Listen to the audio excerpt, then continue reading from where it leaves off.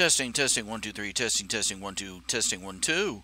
This is RHJunior, RHJunior Reality Check coming to you live over the internet through a system of the marvelous system of tubes, the inner tubes, through the boob tube known as YouTube, bringing you another episode, late night.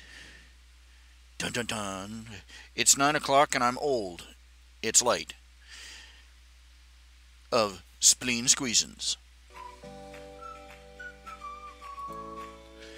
Dun dun dun dun dun dun dun dun dun dun dun dun dun.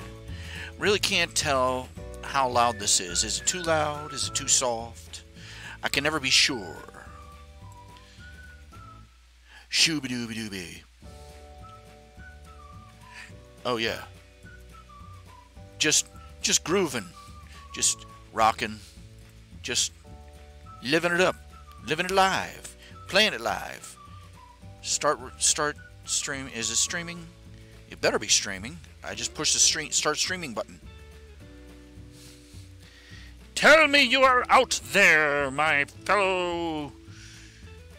Well, you fellow. I can't call you fellow anything. It's just, you know, that you start to say something and then the sentence just sort of drops off underneath you, like Wile E. Coyote. You know how he is. He races off the end of the road and he's hanging in midair over the cliff. I don't know where I was going with this. Okay. All right. Let's see here. What do we got here? Topic that I'm talking about tonight. Okay. As always. Okay, first of all, let everybody know that my GoFundMe campaign to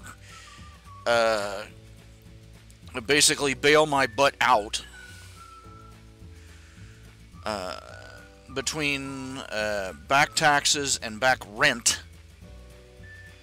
I am doing a GoFundMe to try and get that caught up. If you know, the end goal is basically to be at ground zero. You know, to zero everything out.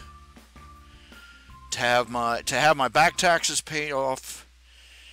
You know, and I've been caught in a vicious cycle, basically. Oh, hell and damnation. Pardon my language, but doggone it, YouTube. Seriously, YouTube. What the heck?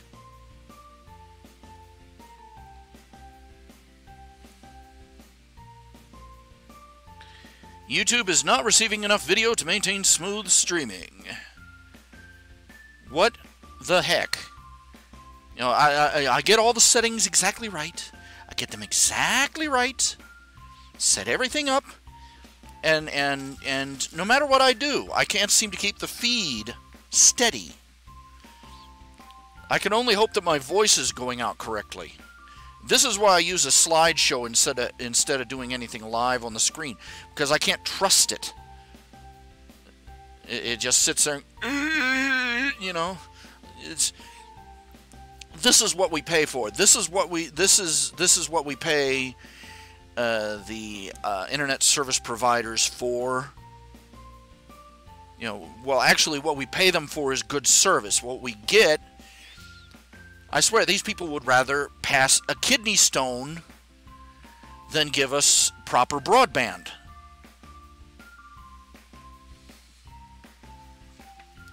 Look, you got communist countries that are doing better at providing broadband internet than we are. That should be an embarrassment. You know, I'm sorry. When you catch somebody out, okay, I am very pro-capitalist. I am very pro-corporation. I believe that a corporation is just, you know, whether it's a big corporation or a little bitty company, it's the same thing. All companies are made of people, and they all got needs, and they all got finances, and they got bills, and they got things they got to pay. So, you know, You know, I hate these people. If you need to shop in these small local stores, instead of giving your money to these big evil corporations. What do you think the people that work for these great big huge clamongo corporations don't have children? When you shop at a local store, you're paying for some guys, little girls, ballerina lessons. What? You think that the working schlubs at Mexico Glamco, they don't have daughters with ballet lessons?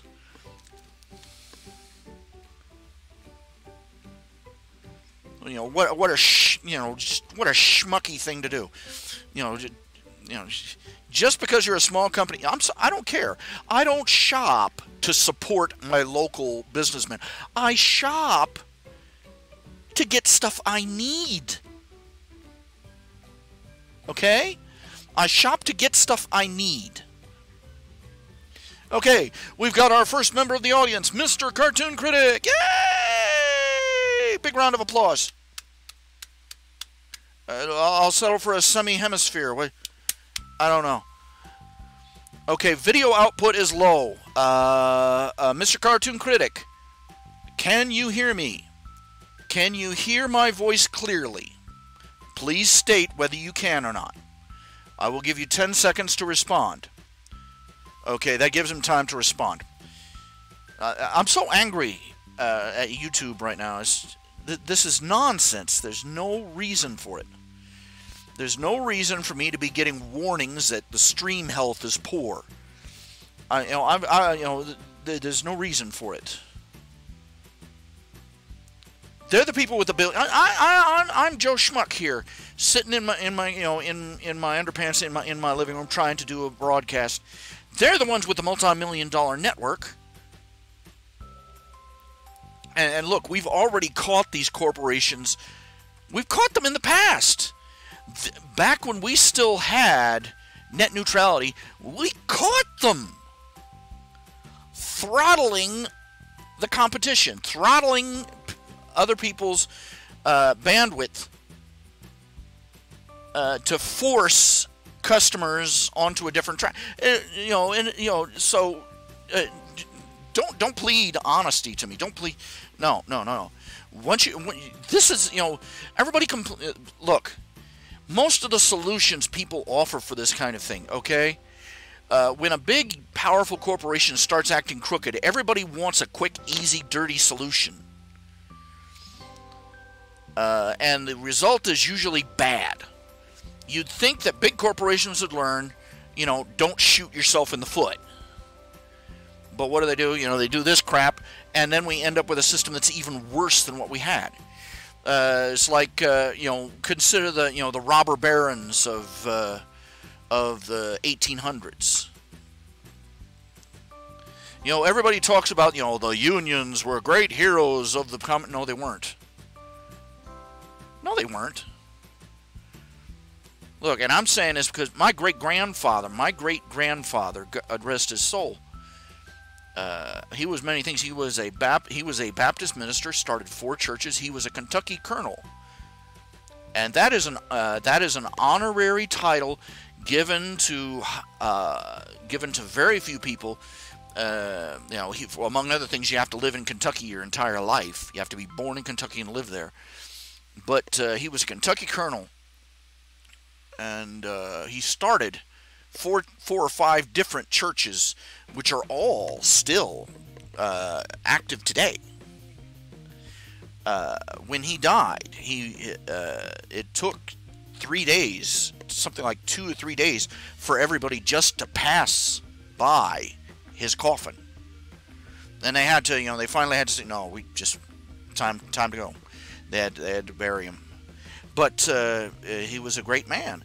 But he one of the things he did, he helped start the coal miners union. He was a coal miner before he became a pastor, and before he became a Christian, before he became a pastor, and he was a coal miner. And he helped start the coal miners union in Kentucky. And I think that it must break his heart to look down and realize what what did I set about? What did I start? Because solving the problems of solving the problems of robber barons exploiting their workers by starting a union is like curing a headache by loading the aspirin into a shotgun and firing it into your mouth.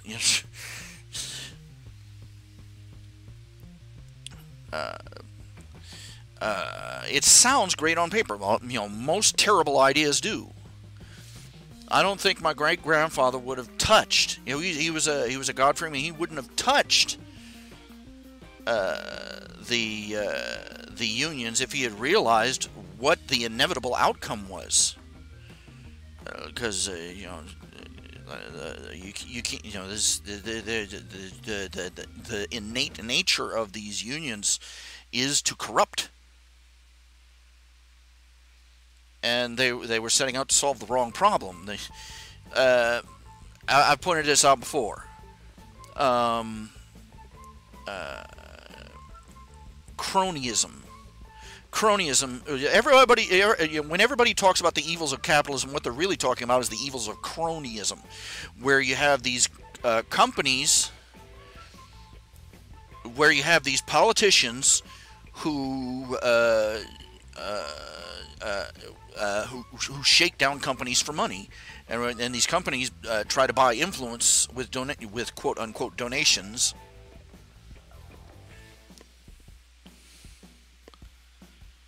You have to get back to root causes to understand this. Look, okay, first of all, when everybody just blows their stack when they see some rich businessman going to Washington D.C. and giving politicians a bunch of money.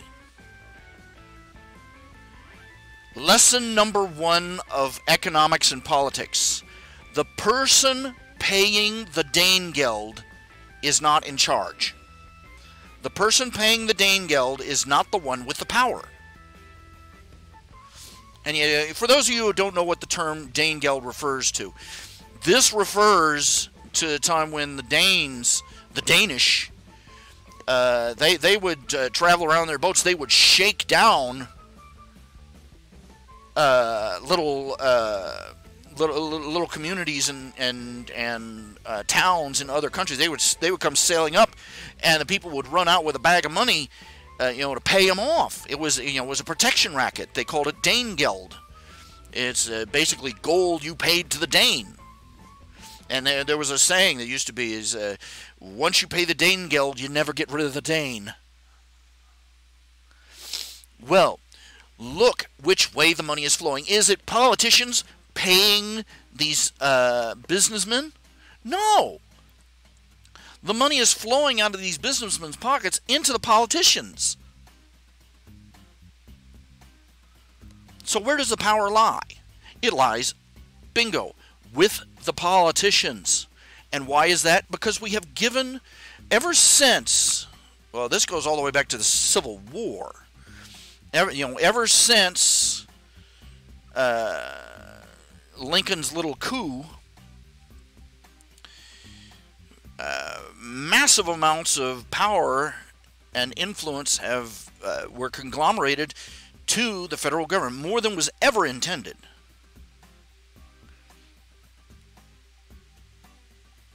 And the federal government, once they had the power, they could they could put it up for auction. These congressmen, they're buying and they're peddling influence, or rather, they're peddling protection.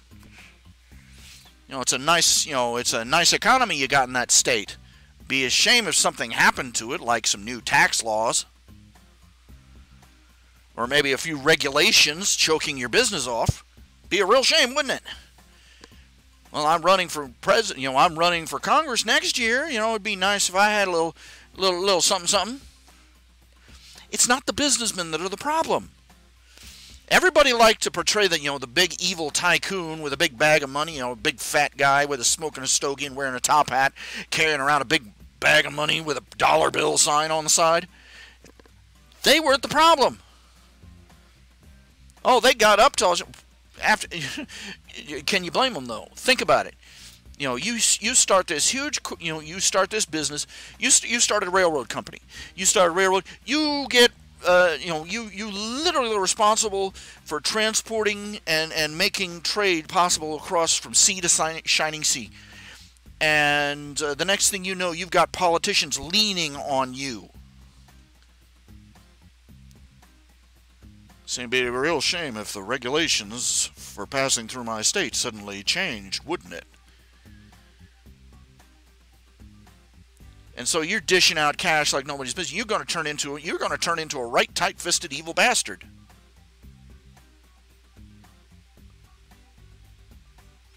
And and crap rolls downhill.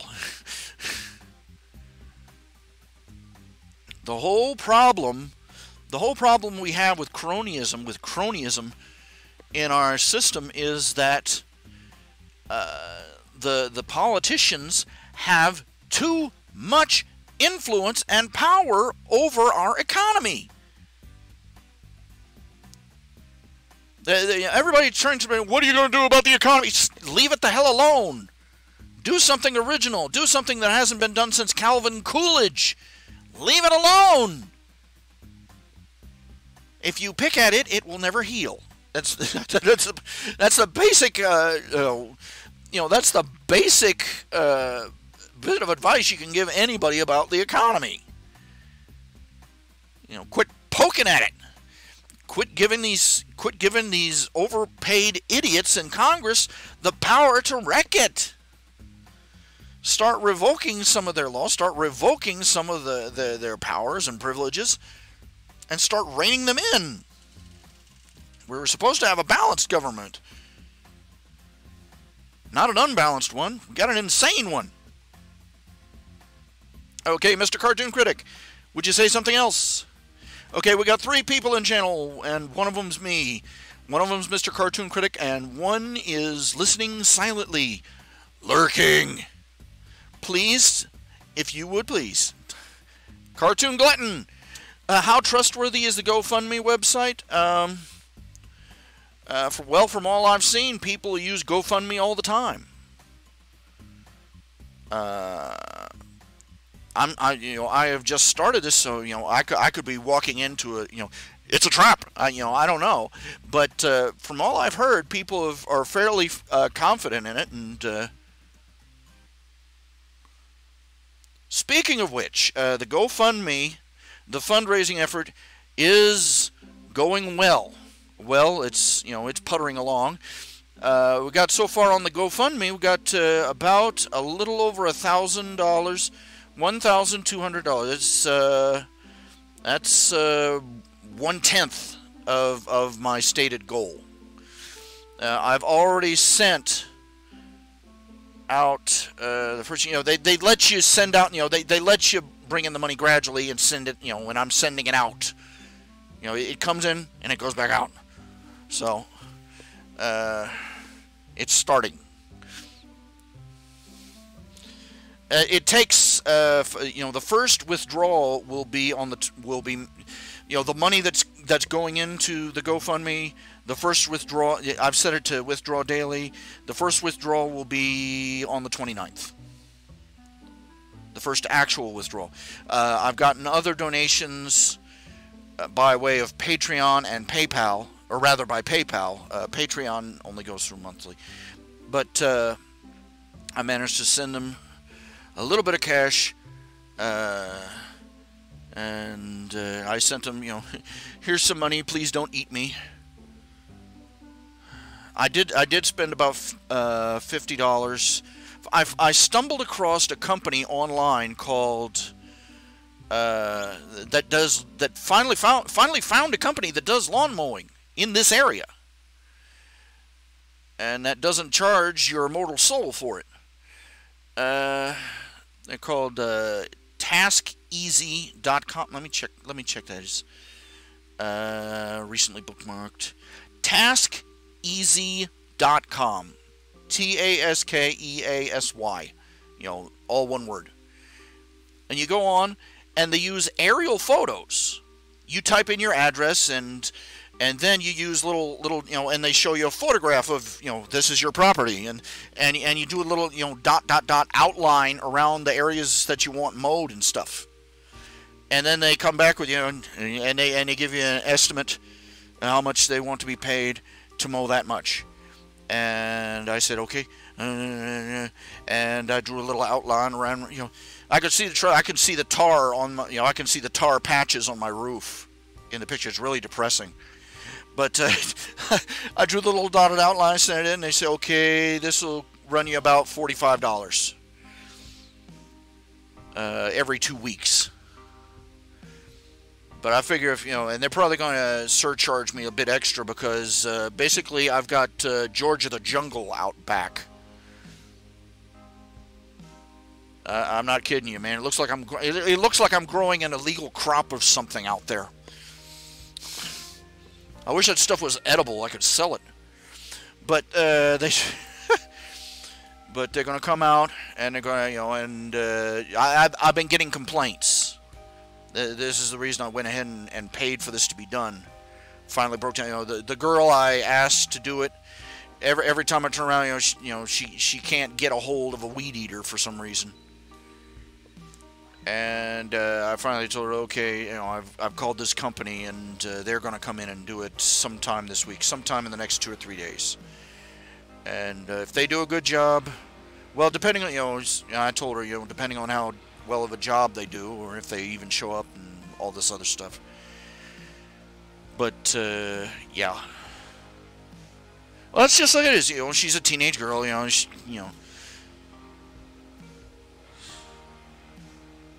Yes, neighbors were complaining. The groundskeeper for the property, the superintendent, he informed me. They're complaining. Of course they were complaining. I was complaining. I mean, I'm not kidding you here. The grass, it's not grass anymore. It's straw. Okay, it's like 3 or 4 feet high. I had to put in, extremely overgrown, in notes to send to these people. So, if I could just get somebody, out there with a scythe, I'd be happy.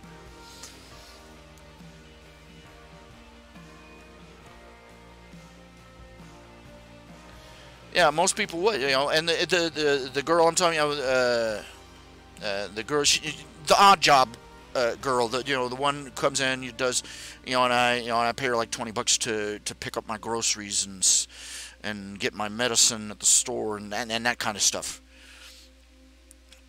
and to haul out my trash.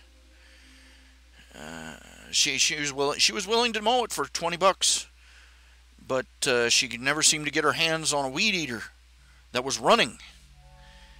And and I waited. I'd call her and say, "Oh well, I'm good.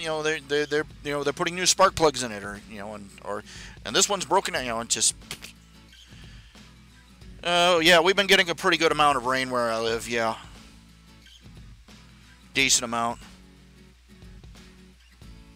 I really need to get some, I really, one of these days I got to buy another bucket of tar and pay somebody else to climb up on my roof and spread it around. Got leaks. I used to enjoy rain a lot better when the wind didn't make my house rock.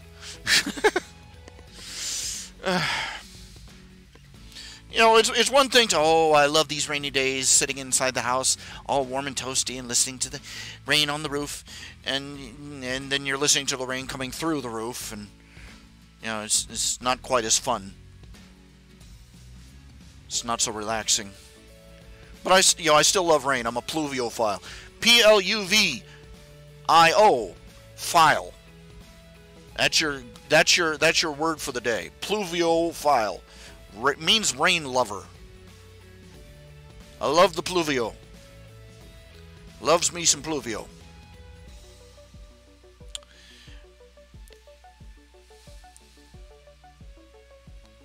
Yeah, at least we aren't getting any flooding. Look, I live in a Marietta. I live up on more or less on top of a hill, a little flattened hill. We all do, and so we're fairly well off. It takes a while for us to get near the risk, but let's put it this way: downtown Marietta, every building there has a flood line from the last 100-year flood.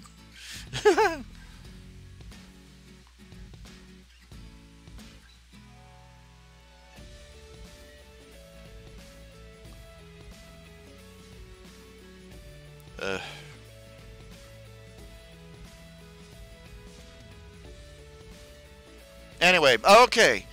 But the GoFundMe is going, well, it's going. Let's see here. It's at $1,240 something dollars. So, this...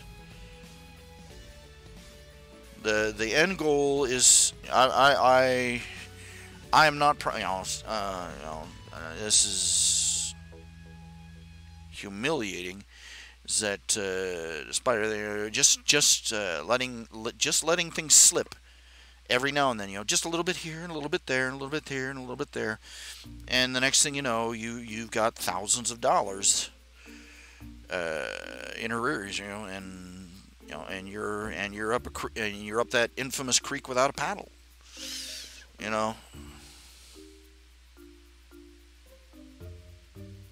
It's a shame I don't work for the government. I could get away with it, but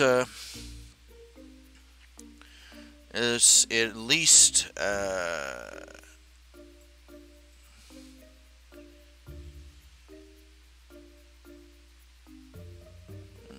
my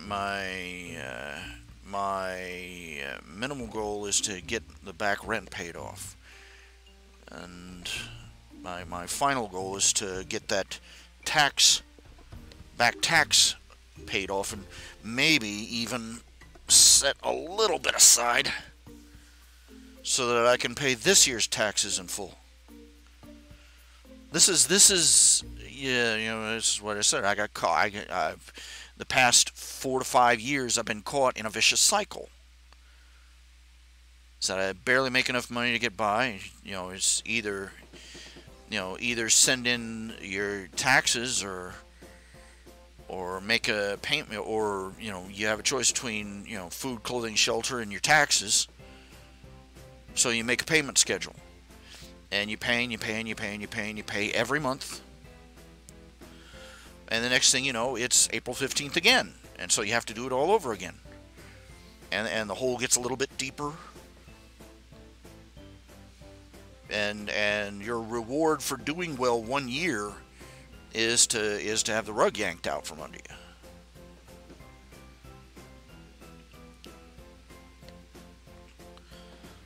I've gotten a few commissions come in. Let me starting on those.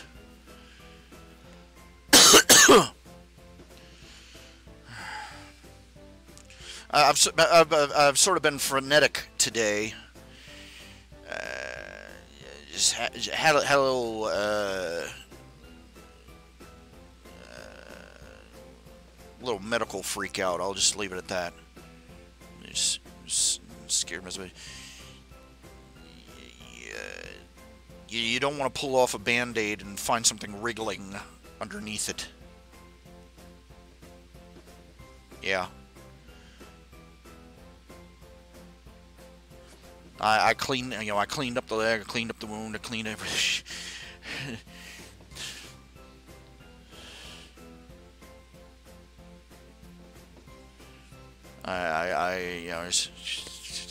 This is scary. It's just I had a big thick bandage on my leg, and when I pulled it up, there's, well, yeah, and I had to clean it up, and it is called, I forget the medical term for it, but it's just well, I won't even go into it. Just let's just leave it. I cleaned out the wound thoroughly. I cleaned off the rest of the, I went at it with rubbing alcohol, and then I went at it with soap and tea tree oils. I have a bar of tea tree oil soap. I took a full shower and bath and just scrub it everything. And then I went at and threw some Gold Bond extra strength powder. The stuff in the green can rather than the gold can. Gold Bond has menthol in it. That's why it smells like that. And among other things, bit of advice. I've learned some important lessons about using this stuff. I've learned some very important lessons about using Gold Bond medicated body powder. Gold Bond extra strength body powder. 1, don't apply it in front of a fan.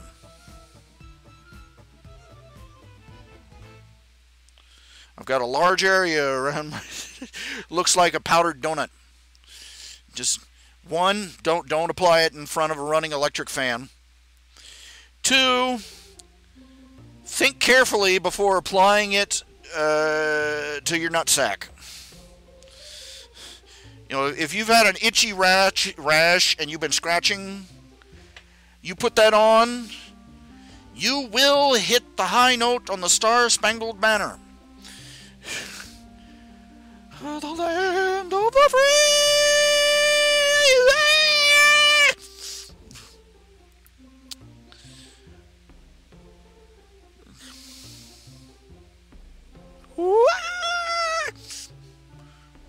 We can't get any. Whew. Tell you that. Zing a zing zing zing.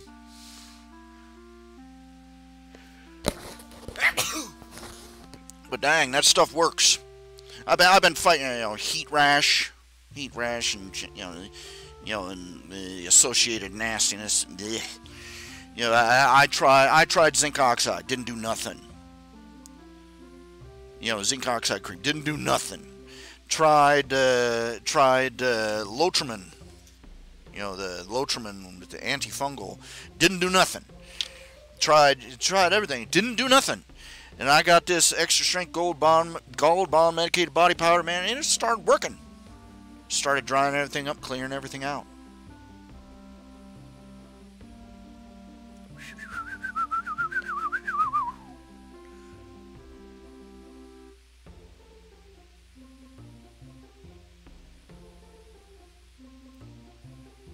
Oh!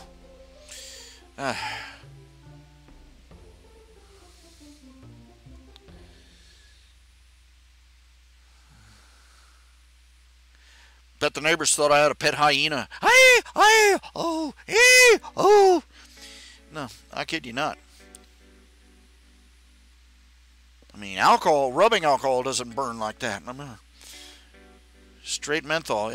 They say menthol is supposed to, there's a lot of uses for it. It's supposed to be a bug repellent.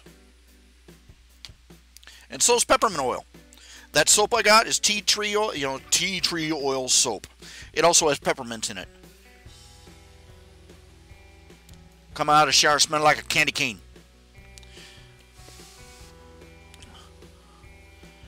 And it's also supposed to be a bug repellent. Peppermint oil is supposed to be a bug repellent too. And I'm like, works for me.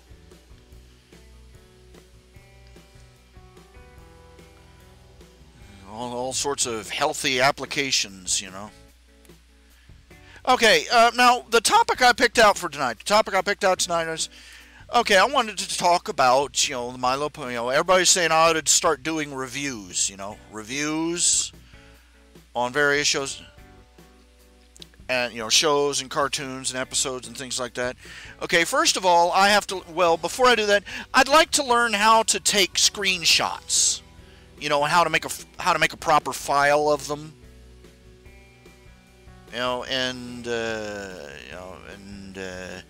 me am not know that just yet. Is there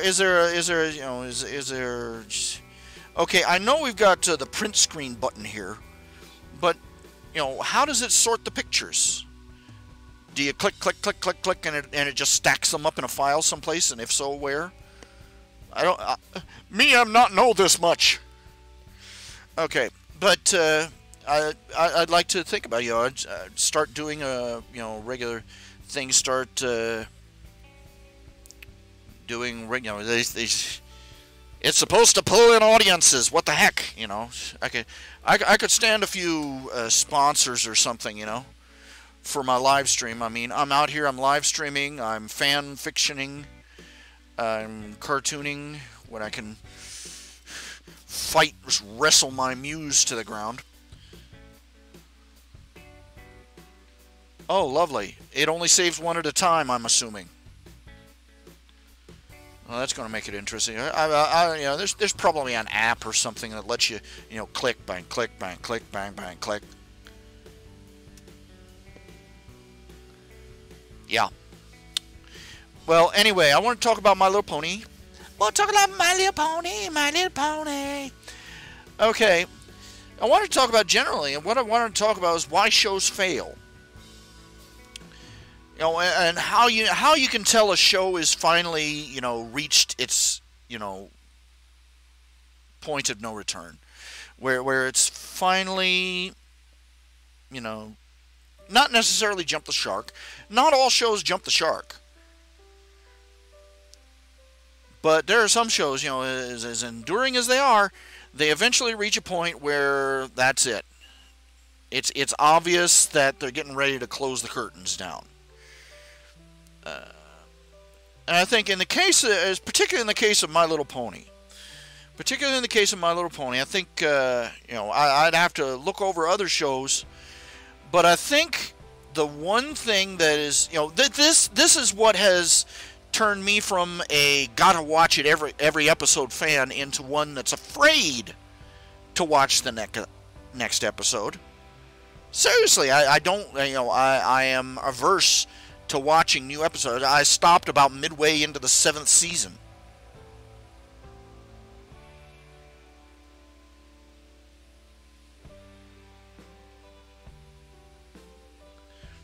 I think the thing, My Little Pony, what is bringing My Little Pony to its conclusion is when the writers, when the staff and the writers stop paying attention to their own canon.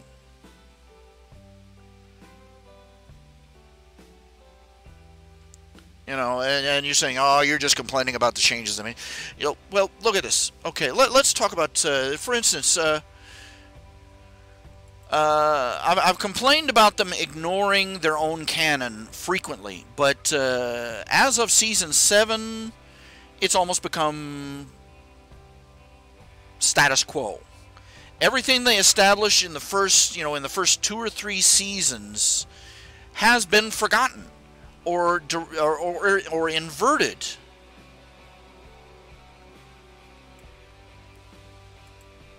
Or worse.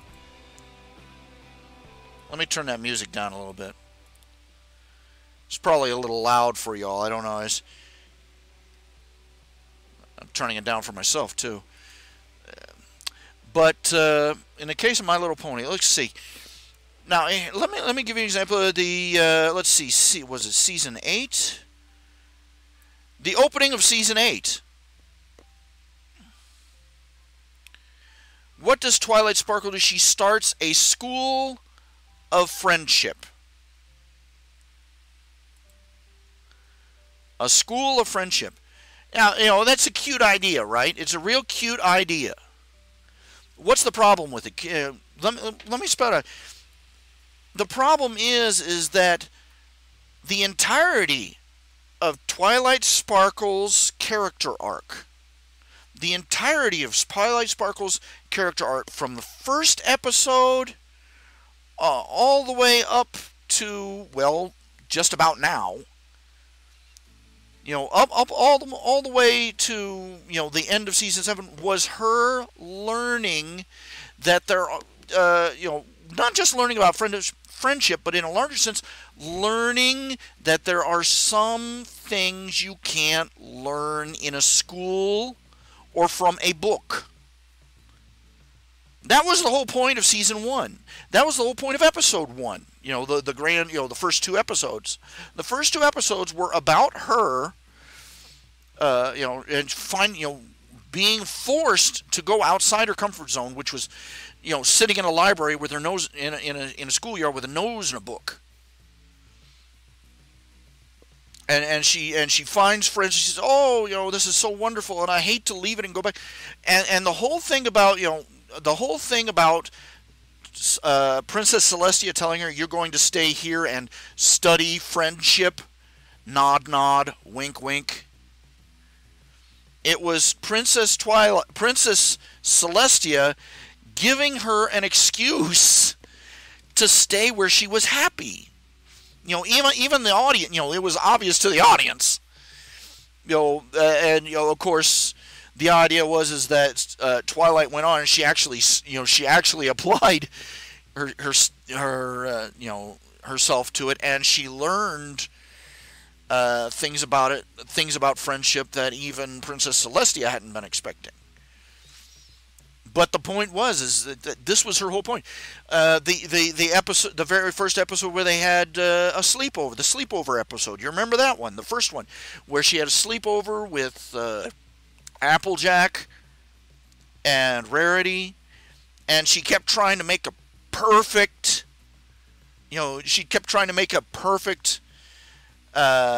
sleepover by consulting a book.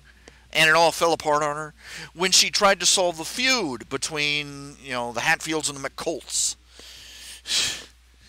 And she kept consulting all her notes, and it wasn't doing her any good. She was, that was her thing. That was part of her development. It was supposed to be that she had to keep relearning it. But it was about her learning that there are things you can't learn from a book. That there are things you can't learn in school.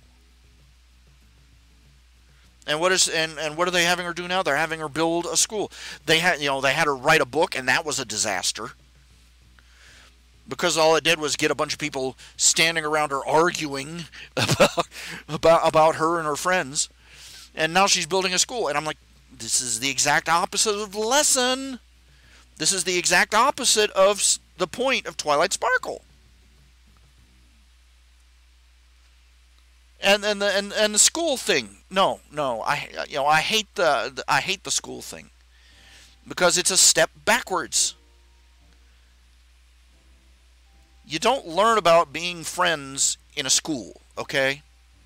No. Let me quote you something. This is from a libertarian philosopher and thinker. He said, he put it this way: suppose the government enforced public education, at the age of 2 months. 2 months after you're born, they start with a public education program. And the teachers naturally would have, walking lessons for the new babies. Within a single generation,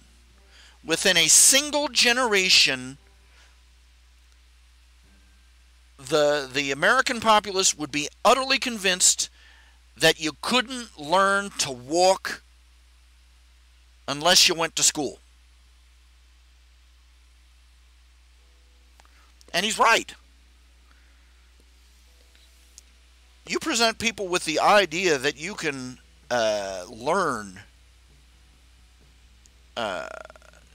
better outside. That look, the educational system as we have it, from kindergarten to college, and all the way past, is not the status quo. It is the experiment, and it has been a dismal failure. Because it self-destructs with incredible rapidity. Yeah, and the idea of kids having to go to school to learn to be friends, this is the way people think now. They think, oh, well, children don't learn to socialize if you don't send them to public school. That's false, by the way. They did a few years back. They did a research on the first generation. The first generation of back to homeschoolers started in about the 80s, and they're already grown. These people, the first generation of completely homeschooled kids, is already grown up, and all the researchers, you had all these researchers, just drooling at the idea of being able to examine these kids, papers galore, and they followed these kids for their entire school career, for their college career, and for their adult life afterwards, for about 5-10 years afterwards, and these kids who were homeschooled were not only better educated overall on average. Of course, you always have outliers. You have the people that don't educate their kids right, but overall, the overall average, homeschooled kids were trouncing the public school kids and even the private school kids. Anybody could tell you why, because nobody loves you like your mama. You know what I'm saying? But more importantly, they were also happier, better socially adjusted. They were better able to socialize with people both inside and outside their peer group. You see, you take a bunch of kids, stick them in a building with you take a kid, stick him in a building with 50 to 100 other kids their exact same age, with one adult up at the front, one overworked adult up at the front. Where are they going to learn to socialize with anybody outside their age group?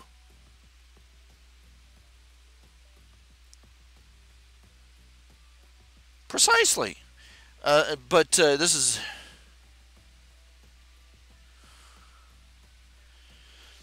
this is how society thinks. In other words, it doesn't. Society doesn't think. It regurgitates.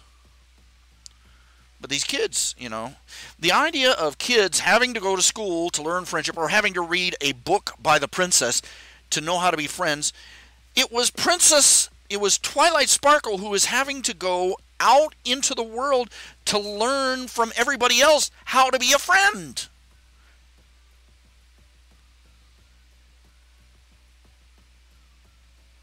She was learning. What's she doing teaching them? She's still the student.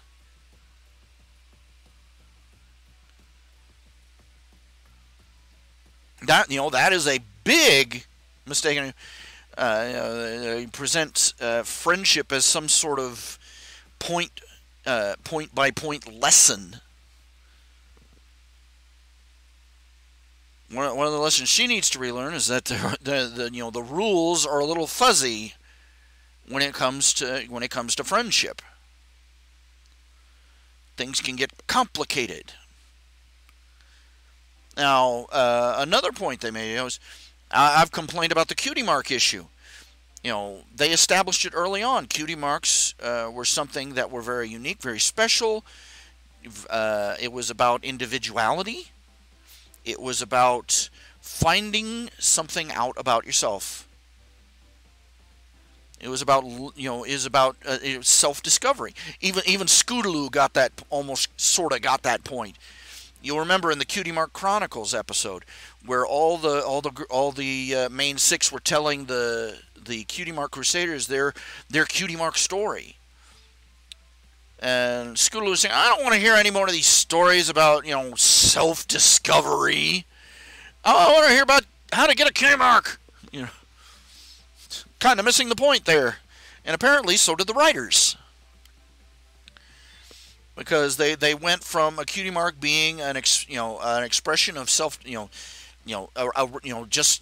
indicator that this person has made an important discovery about themselves, to being something like Trouble Shoes, where he could somehow not know what it meant.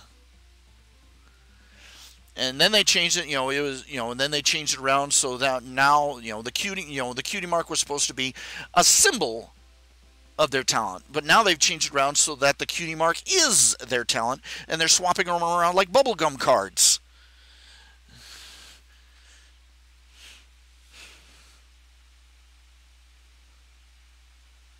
Oi gewollt. And other lessons that they've gone with. Let's see here. I'm just looking over these old episodes, listening to these recaps.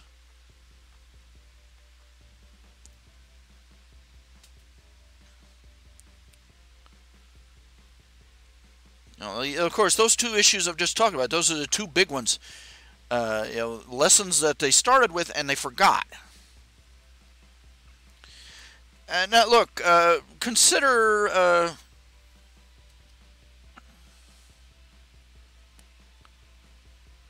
the lesson we were supposed to learn about Pinkie Pie. Pinkie Pie's cutie mark story was that she was miserable as a child. That she lived in a joyless, sad,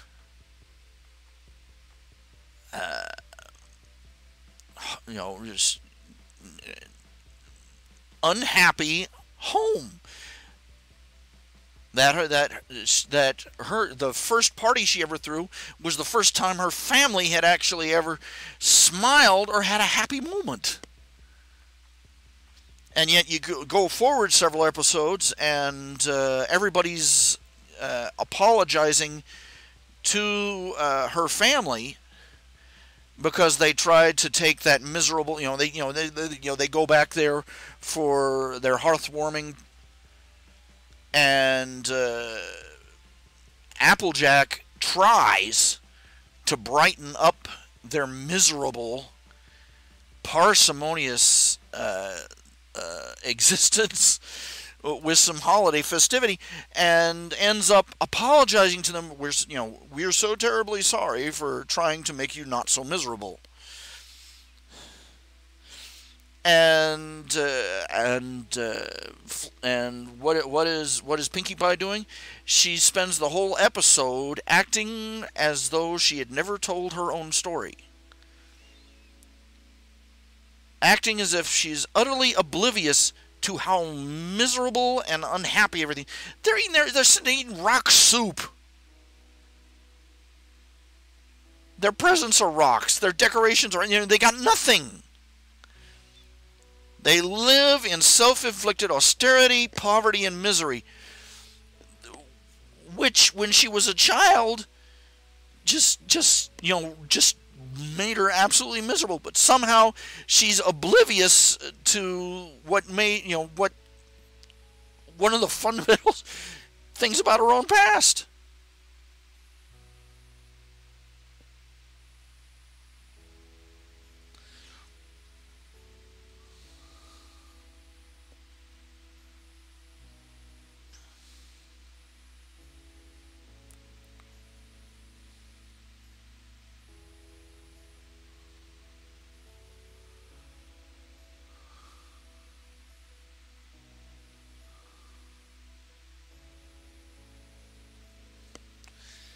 The show, as the show is going on, they chucked most of their own canon out the back window.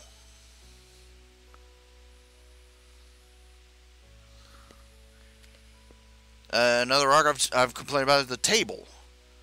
The magic cutie. The magic table in Princess Twilight's castle that shows the map of the world, right? This, her whole arc was supposed to be about growing up, learning that there are things that you can't learn in books, that you can't learn in school, that you have to go out there. This was about, her coming of age, right? Learning to question.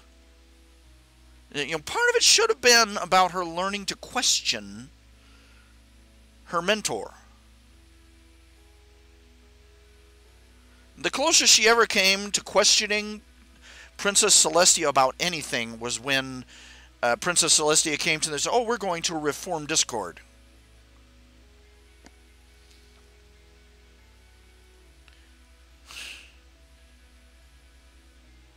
First thing out of Twilight's mouth was, "Are you crazy?"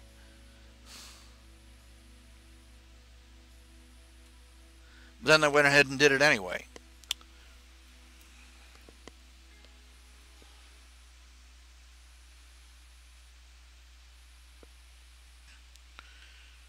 she never, she never reached a point where she questioned Celestia's wisdom about anything. And then she goes from being, she becomes a princess. She's supposed to be independent, autonomous, and able to make her own decisions. And she's taking instructions from a piece of furniture. This magic table pops up, shows her, and starts making their butts blink by making their cutie marks blink, and then pointing arrows at where it wants them to go. No, not even a moment's pause to ask, okay, who built this table? Who programmed it? Who decided? I don't remember any of us sitting down and deciding that we're going to do whatever this table tells us to do. And how does it know what we need to be doing? Why doesn't it give us a little more information on what we're supposed to be doing when we get there? No, nothing. Nothing.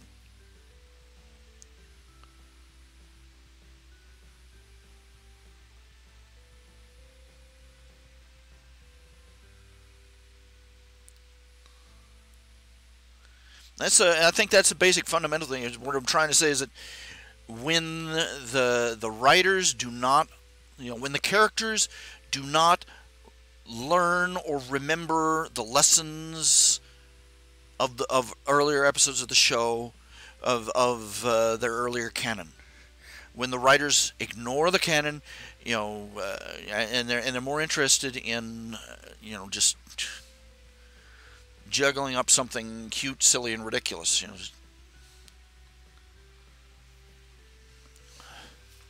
I'm sort of getting off target here.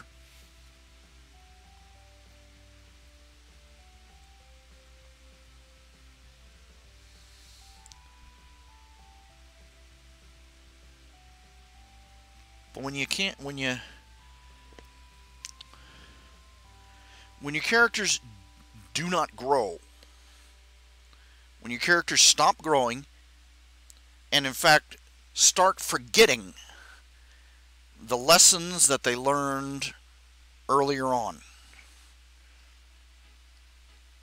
just so a new writer can do a rehash of an idea that was already beaten to death, 5 or 6 seasons ago.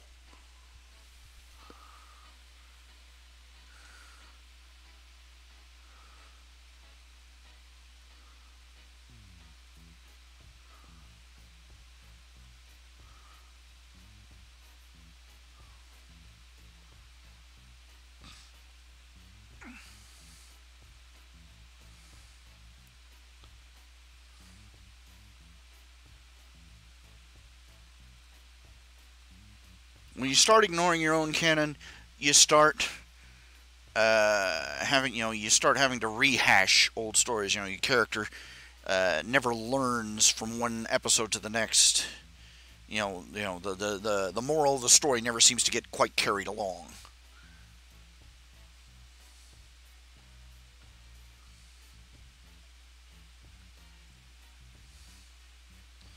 So the writers start, retelling the old stories, making them bigger and more ridiculous each time. It's tiring watching the characters make the same mistakes over and over again.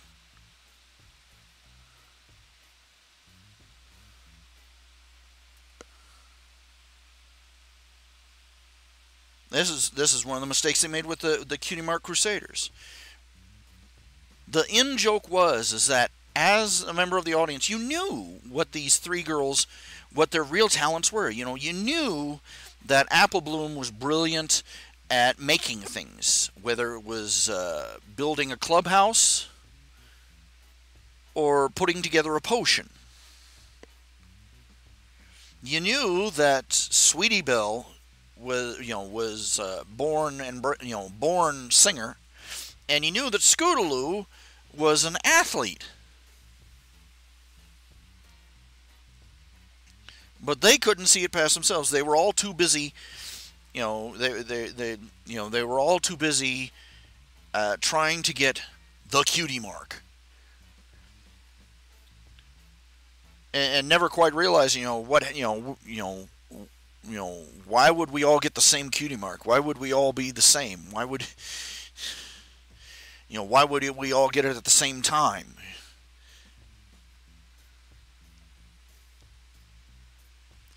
And so what do? They finally come up with an episode. This is a big sign that they're going to absolutely bugger things up with My Little Pony. Is when they do a seasonal episode, and it's a musical. Twilight Sparkle's Twilight Sparkle becoming an alicorn princess. All musical. Musical number after musical number. Don't sing the story to me. Show me. And they did the exact same thing with the Cutie Mark Crusaders. And in both episodes, they ignored all the canon. They ignored the canon. When they had Twilight mucking around with the spell, they ignored how unicorn magic had worked in every single episode before that. Never before had anybody had to quote a poem, to cast a spell. But they changed it for that one episode. Never before, and they made it clear, and up until that point, switching cutie marks and switching talents was supposed to be impossible.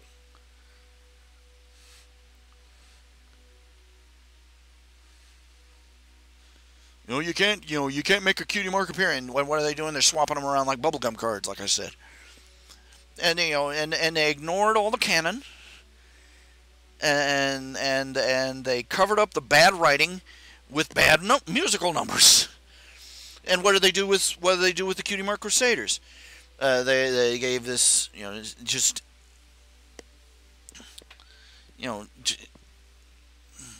they gave the school bully, out of nowhere, completely out of left field, suddenly she has a Freudian excuse for being a heinous little biatch, because her mother is 10 times worse. And she's, oh, woe is me, I wish I was a nice pony. And I'm sitting here, I think I may barf. And they changed how cutie marks appear. They changed how cutie marks work. And they had the 3 Cutie Mark Crusaders not get marks in their talents.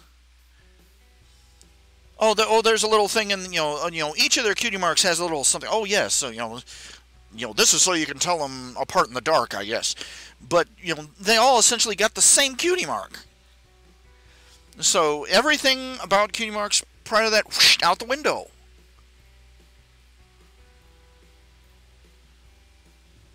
And the Troubleshoes episode was just a preamble to that. Because we're going to ignore everything that we told you about. Because it was inconvenient, I suppose, to write stories within the boundaries of canon. Look, you can expand on canon. That's what fanfiction writers do. The skilled ones do it so that they expand upon the tropes that already exist in the story. They don't just grab the wheel and wrench it off the tracks, just to send things bounding over the fields. Oh, thank you. You say, Mark Harris saying you did the cutie marks best 3 times over. I did the Great Alicorn Hunt. I had the Cutie Mark Crusaders get their cutie marks. They were all in different parts of the globe when it happens, but it all happens within about the same 24-hour period.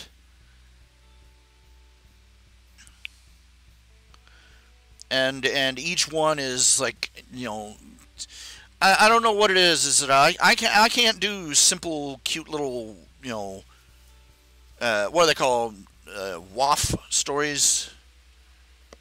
Warm and fuzzy feeling stories, just simple little, things like that.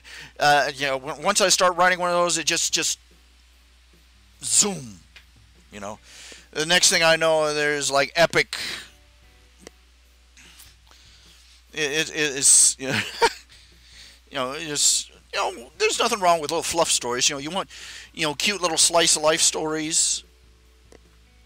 Let me put it this way: when the story Nix's family, Nix's family was originally supposed to be a one-chapter story. I'm not lying. One chapter. It was supposed to be about one chapter about Nix and Shining Armor spending the day together. Shining Armor babysitting Nix, so that and they resolve their differences. And he realized, this is my little niece. She realizes this is my uncle, and he goes, this is my little niece, and they become friends. And he realizes, this isn't the big horrible Nightmare Moon. This is a poor little girl who just wants to be loved. And the next thing I know, Spike is Godzilla. Yeah. Oh, please. Godzilla after a lifetime at Muscle Beach, just, Spike crossed with Arnold Schwarzenegger, and the next thing I realized the whole reason for the story. Okay, let's start off with this. First, I wrote a story called Nightmare Night and Nix. Now, let me back up. Let me back up even further. There was a story I read online. It was a marvelous story by Penstroke and Batavite, I believe. Penstroke. Anyway, it was called Past Sins. The idea is that it was a follow-up. The idea, what if Nightmare Moon came back to life? And the idea is that all the bits of dark magic that they had blasted all basically. You saw the first, you saw the first episode where they defeated Nightmare Moon and blasted her in the face with the Rainbow of Harmony riot hose, and and basically sandblasted all the evil off her. Anyway, the idea is that this evil cult arises. And they gather up the bits and pieces of dark magic left behind by Nightmare Moon and put it together, and they perform a ceremony, and they try to resurrect the true Nightmare Moon, and instead they get a little bitty filly, alicorn filly Nightmare Moon, and through a lot of chain of circumstances, Twilight Sparkle ends up finding this scared little filly out in the Everfree Forest in the middle of a storm, and ends up adopting her. And the whole story is about Nix learning that she used to be Nightmare Moon, and trying to deal the evil cult wants to make her grow back up into a full-grown evil Nightmare Moon again, and she's trying to deal with her, quote, past sins, and trying to decide which way she's going to go, whether she's going to be good, whether she's going to be evil. This was a very good story. I loved it a lot. I highly recommended it. Still do. And I was so inspired by it that I decided to write a follow-up story of my own called Nightmare Night and Nix. The idea is that, for those of you who follow My Little Pony, Nightmare Night is their version of Halloween. And for 1,000 years they've been celebrating, and this entire time, it's one of the folklore of Nightmare Night is that at that on that night, Nightmare Moon flies down from the moon, and she goes snooping about looking for little foals to gobble up. And you have to leave out some of your Halloween candy for her so she'll eat the candy instead of you.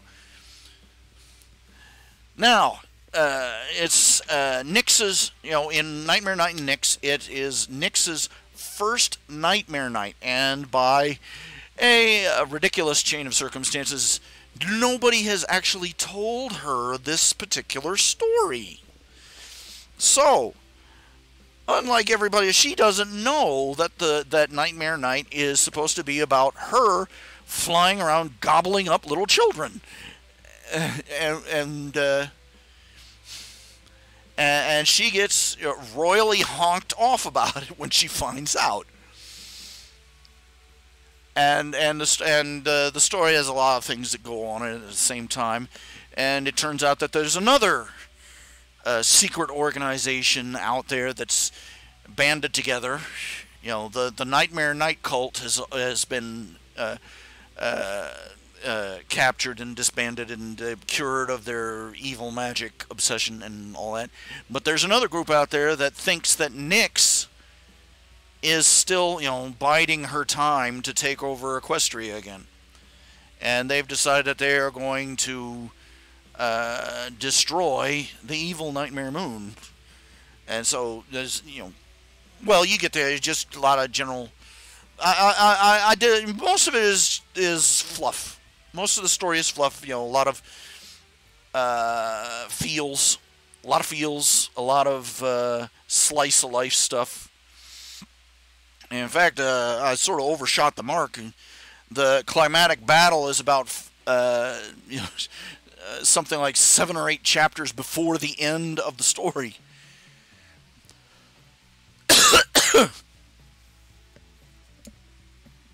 Well, anyway, in that story, I had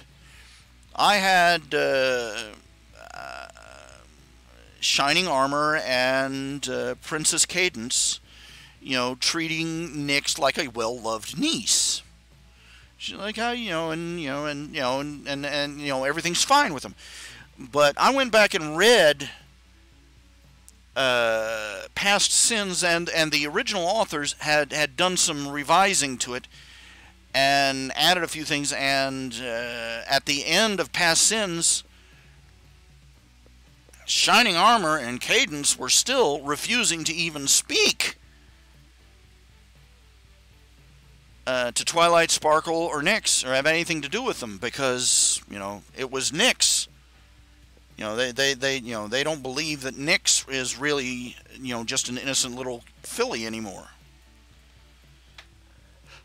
And so I'm like, whoops. You know, that's kind of a plot hole.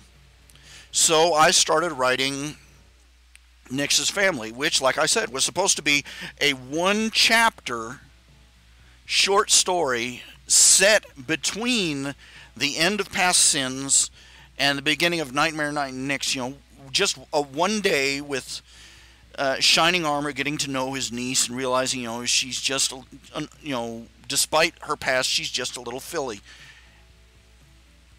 And I realized I needed an explanation as to why, you know, they would be over in the Crystal Empire. Why would they be in Ponyville, or why would Nyx be? So I had to write a chapter explaining why Twilight and Nyx went all the way to the Crystal Empire, and then I had to write a story explaining, and it kept growing, and it kept growing, and it kept growing, and it became the story that ate Seattle.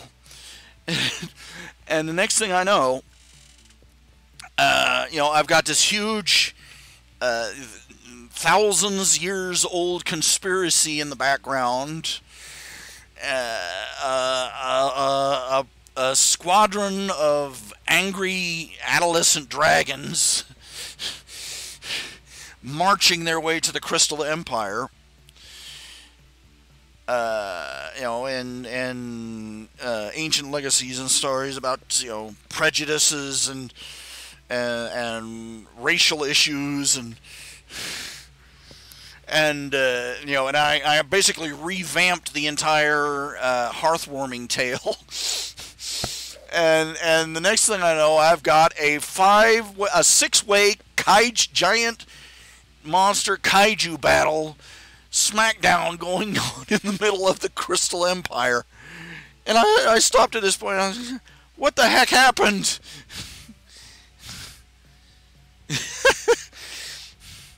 I've always been, I don't know, I guess ever since I was a kid, I've always been big about over-the-top stories.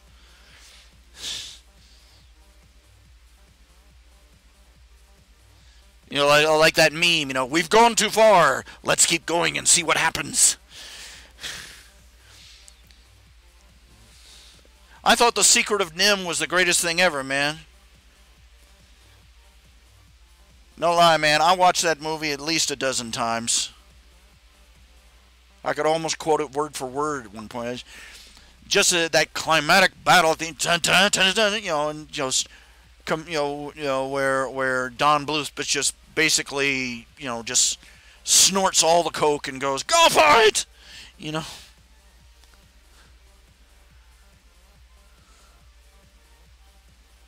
And that Deus Machina comes out of nowhere, and you remember the Secret of Nim.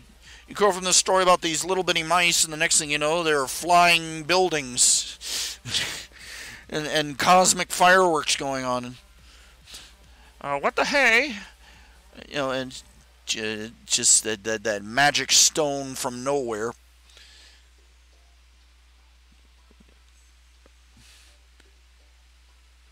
Oh yeah, oh yeah.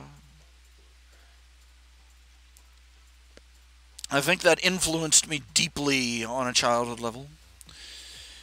And then there's Unico and the Island of Magic. I remember watching that dozens of times. It's a long movie. It's a long movie. It's a long anime movie. And the final, that final epic over the top battle. Anime in general is big on over the top, insane battles. Even the ordinary slice of life stuff, just drama, epic explosions in the background kind of stuff. Oh my, oh my, oh my. I don't know where I was going with this concept. I was originally talking about the shortcomings of the show itself. As what I've been saying for a couple of years now is that the best stuff is going to come out of the fans. Now you take the Harry Potter series, okay? I love the first few books, but I'll tell you, by the time the seventh book came along, it was like, eh.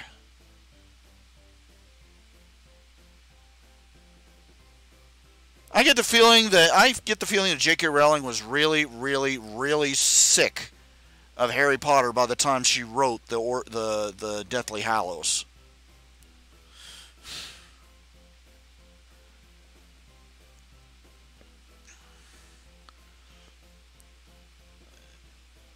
And everybody talking what a genius she is, and I'm like, no, she's not a genius. She is not a genius. She had a distressing habit throughout the entire series of just plunking things down out of nowhere.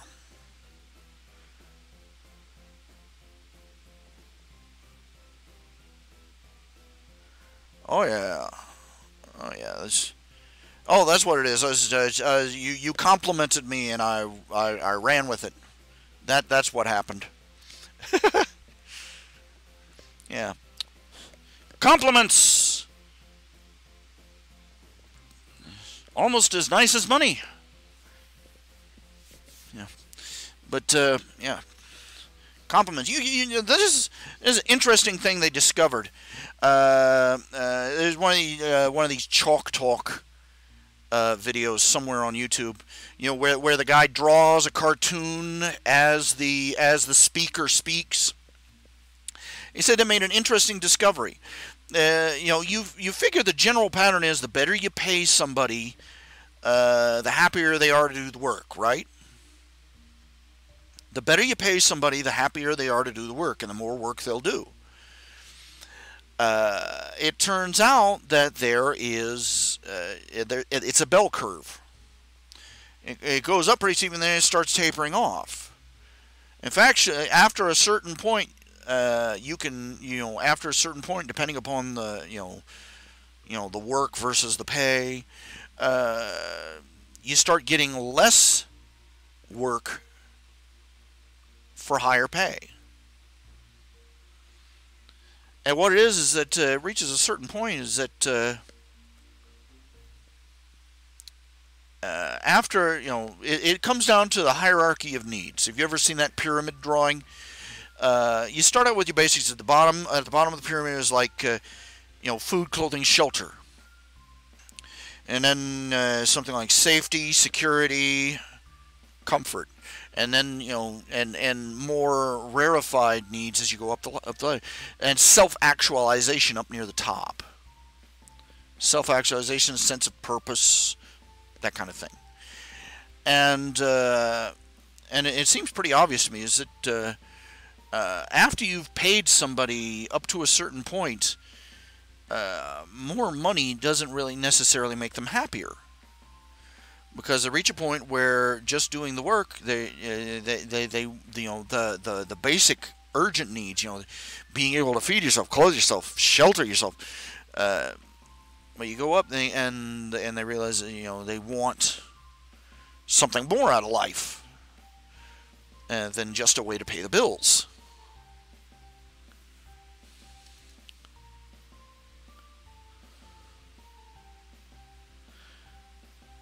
Oh my word! Yeah, Goblet of Fire was probably the last really good one, actually. Last really good book. This is where where everybody basically loses their minds, but it was still an entertaining book. Now the problem is that you go back over. I've talked about this before too, with the Harry Potter series. It doesn't bear up under much scrutiny. Now, you got to realize the first story, she was just writing a cute story for little kids. And you can get away with a lot, just for that.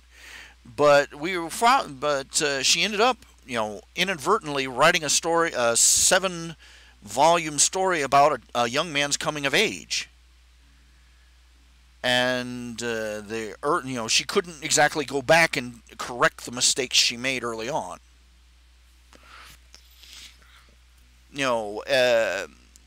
A wizard leaving a baby on a doorstep is passable in like a fairy tale.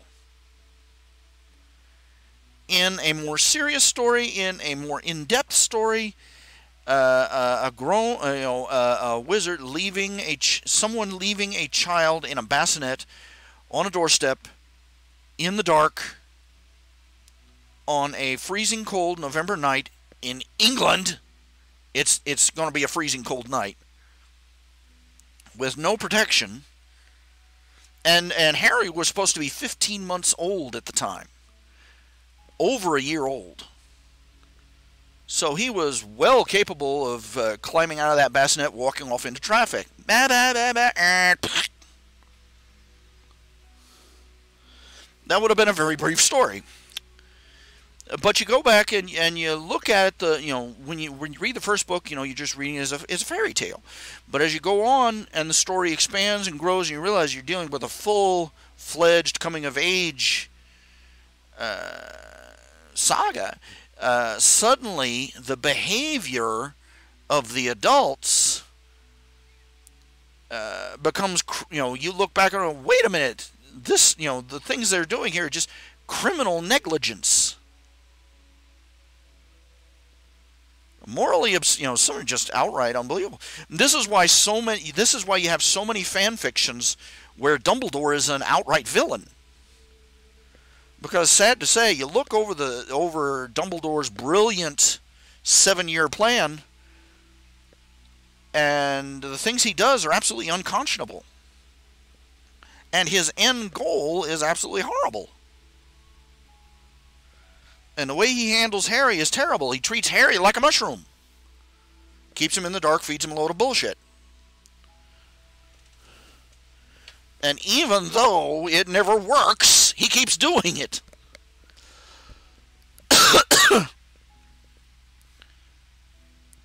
And you can't look at it, you can't analyze it without coming to the conclusion that either Dumbledore was out of his dang mind, or he was malevolent.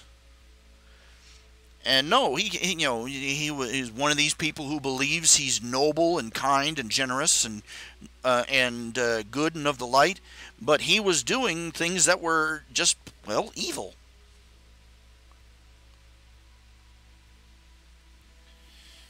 timeline. Consider. You go back and look at it, you think, go, and they talk about, it turns, in the third book, it turns out that Harry has a godfather.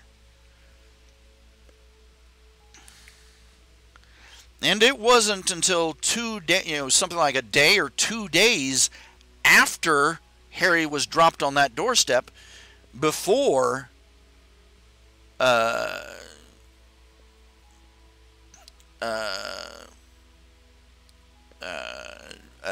before Sirius screwed up and got thrown in prison.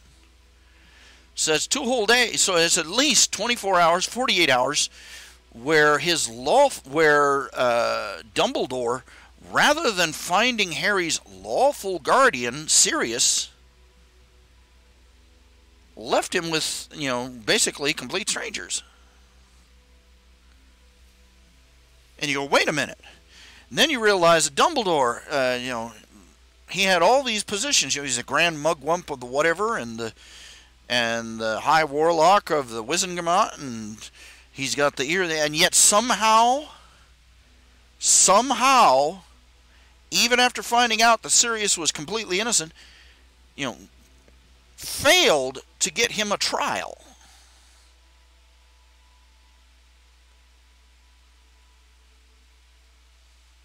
And you go on, and you realize more, and here's another one for you. Why the hell did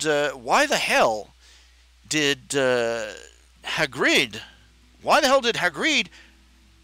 have Harry's key? Why did Hagrid have Harry's vault key? And after that, why did Mrs. Weasley have that key? That's Harry's property.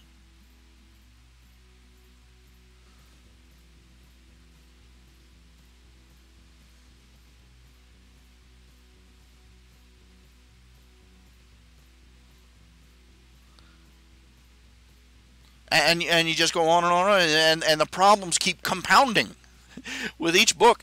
And then she obviously just sick of the whole thing, because she just dumped in the Deathly Hallows. What the heck was the Deathly Hallows all about? A last-minute final book addition that had no real bearing on the story itself.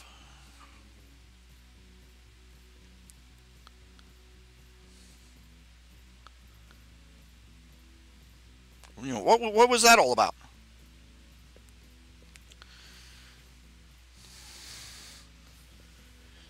This was something that she should have offered inklings of all the way back at the beginning of the book, at the beginning of the story.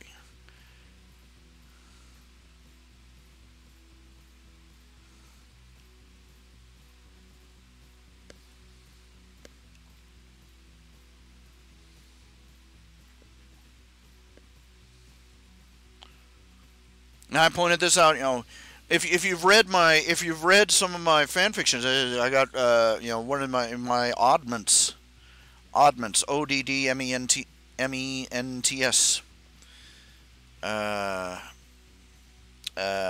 One of the one shots in there is Harry Potter is.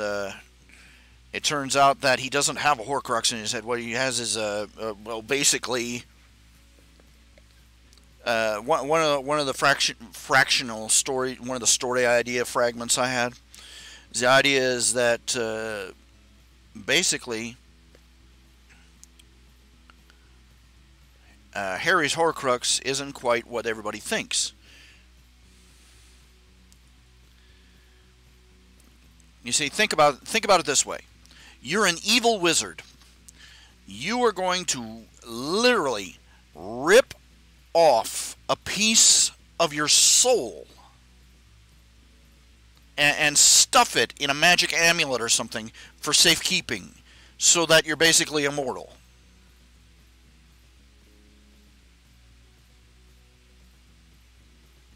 Now, while you're in the process of doing that, wouldn't you take advantage of that? You're tearing a big old chunk out of yourself. What part of you're an evil person, what part of yourself are you going to take out? And the idea is that Voldemort basically had been tearing out every scrap of human decency in himself to make these Horcruxes. You know, all the others were just regular Horcruxes, but when he comes down to the final one, where he's basically going to kill Harry and use it to, use that to make his final Horcrux, he screws up, and basically the last spark of human decency in Voldemort ends up in Harry's scar. And instead of becoming a Horcrux, it becomes basically a sort of, over-the-shoulder guardian angel for him. It has all of Voldemort's knowledge. Well, the idea is that the other part of the idea is that think about what he did with the diary. The diary was Voldemort's first Horcrux. He not only put in a chunk of his soul, he also put in all his knowledge up to that point, like a backup file.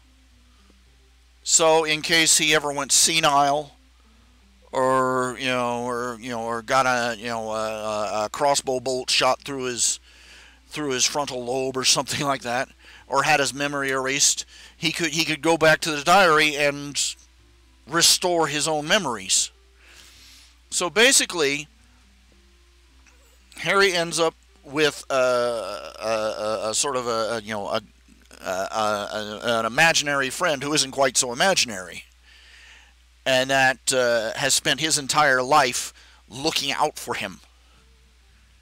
It can't do much. It can only talk to him, but it's really got good advice.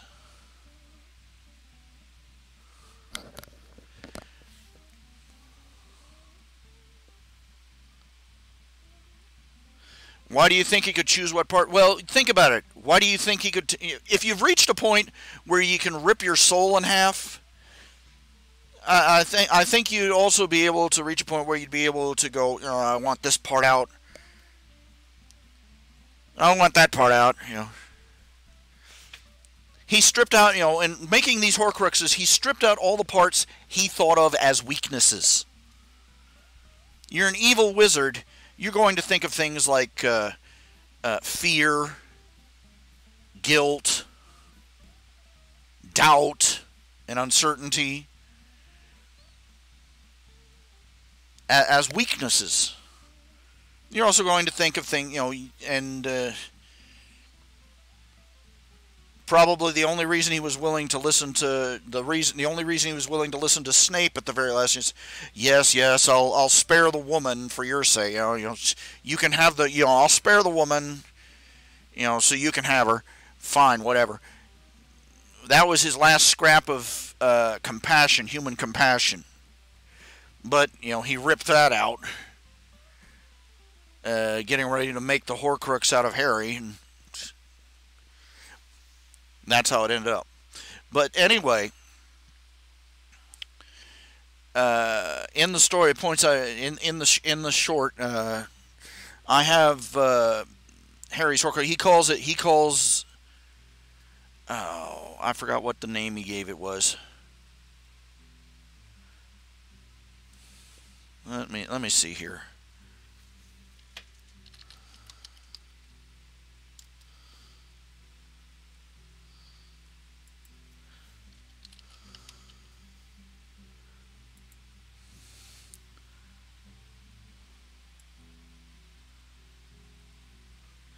He calls the figment in his head Clue,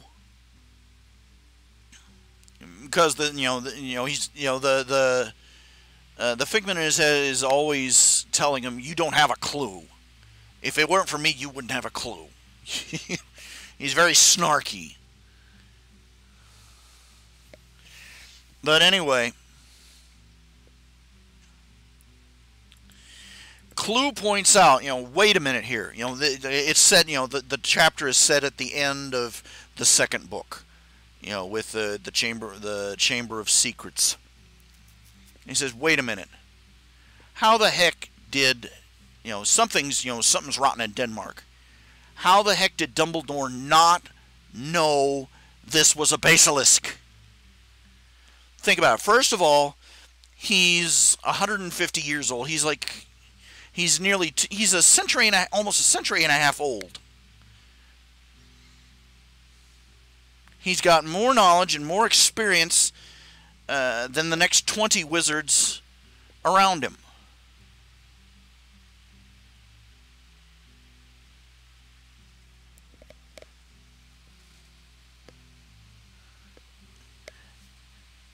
And Slytherin's monster has gotten loose twice, and in both times during his tenure, and neither time has he realized that this was a basilisk. Then there's the fact that there's all the portraits. Why didn't any of the portraits see anything? Why didn't and on and on and on and on.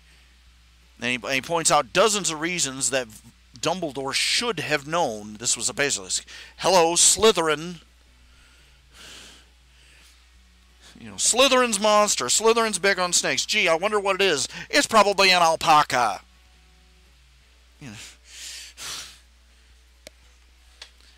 And he points out that something is very screwy here.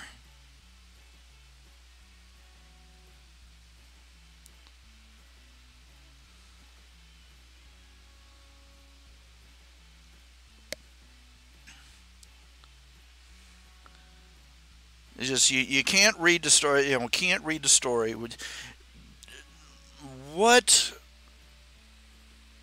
the story that Rowling wanted to write does not match up with the story she actually wrote. She wants the reader to believe that Dumbledore is the best of the wizarding world, that he's noble and honorable, and he's a pillar of the light, right? And she wanted everybody to come to conclusions that Snape was a sad, bitter man, but that he had, he redeemed himself, and he was really a brave, noble man at heart. And she wanted all these other things. She wants everybody to believe these things about the story, but her characters do not match up to what she wants.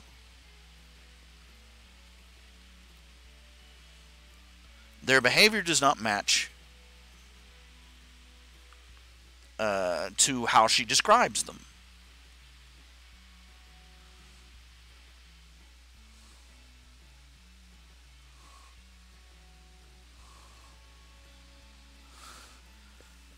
Look, Wanderer can go jump in the lake.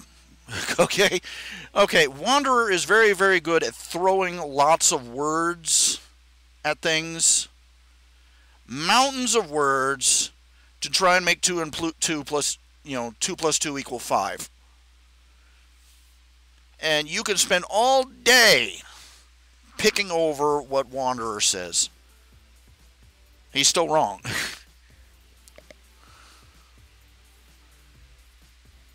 He's a very exasperating man who's very good at ignoring everything you said.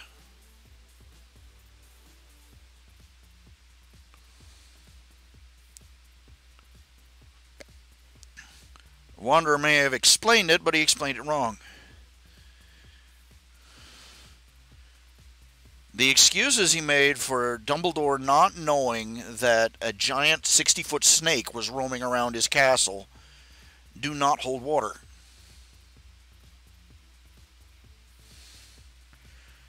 Look, Wanderer and I have been locking horns for years.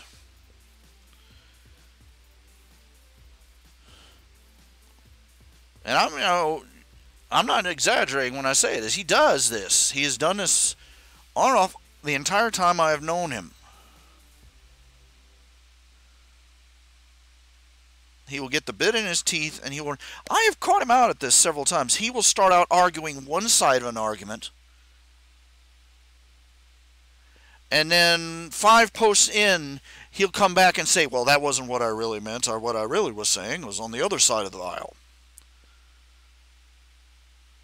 And you're sitting there going, but you just said, no. Words, bloviations.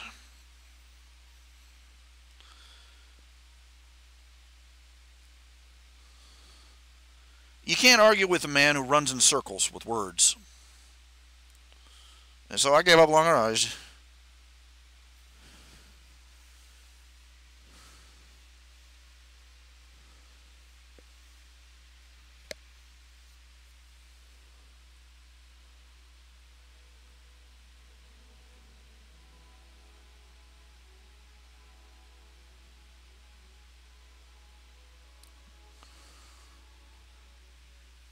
No, I'm not even going to bother with my...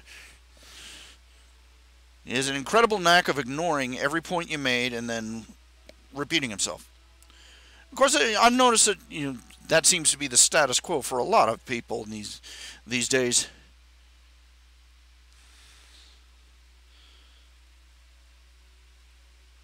You got two approaches for dodging for dodging an argument. One, resort to a bumper sticker slogan.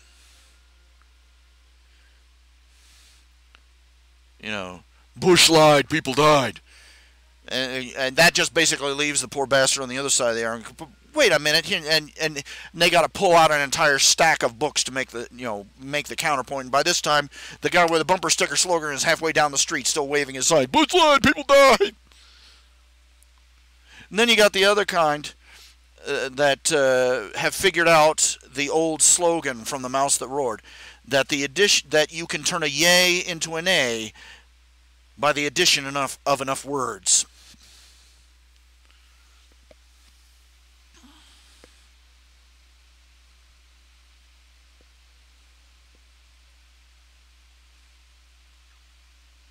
You split the hairs fine enough,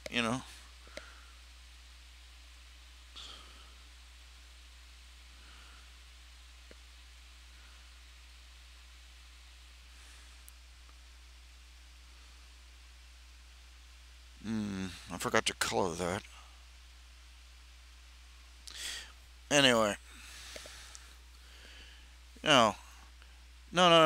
This is I repeat, this is a 150-year-old wizard. He runs a damn school. And yet a second-year student figured out what the monster was by reading a book in his library.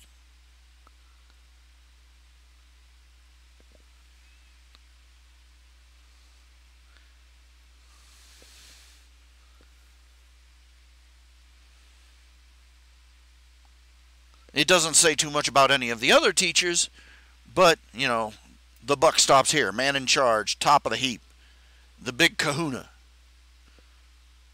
He was the guy who taught what's his name? I've forgotten the guy's name. The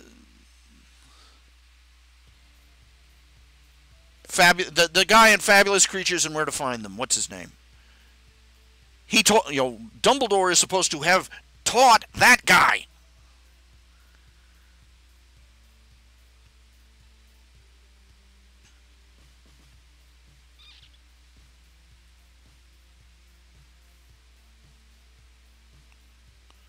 What is it? Newt Scamander. I can't believe I forgot that name.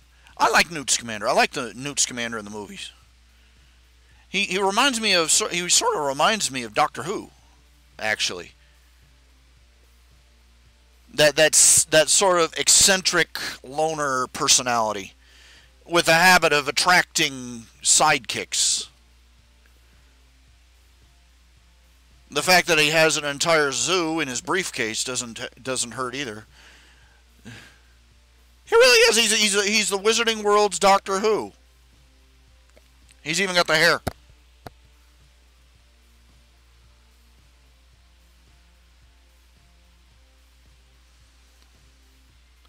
Yeah, that's my point. Is that the story is the Harry Potter story is entertaining at the first read through, but in the second read through you start noticing things and you go, wait a minute.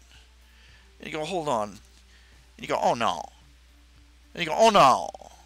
Of course, you're going to get that with anything. No story world is perfect. And every story world has flaws and problems and big old missing gaps. Take a look at my own.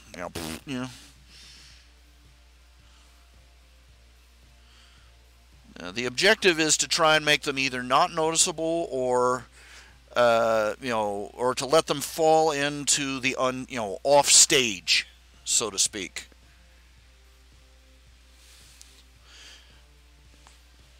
Nobody's perfect at that either. But and now I'm going to be dwelling on this for. I'm arguing. I'm sitting here arguing with Wanderer, and he's not even in the channel.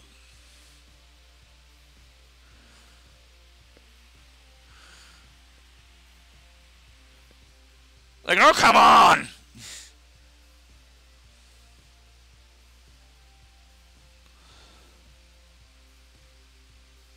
It just doesn't hold up. You got a giant 60-foot snake. A giant friggin' 60-foot snake.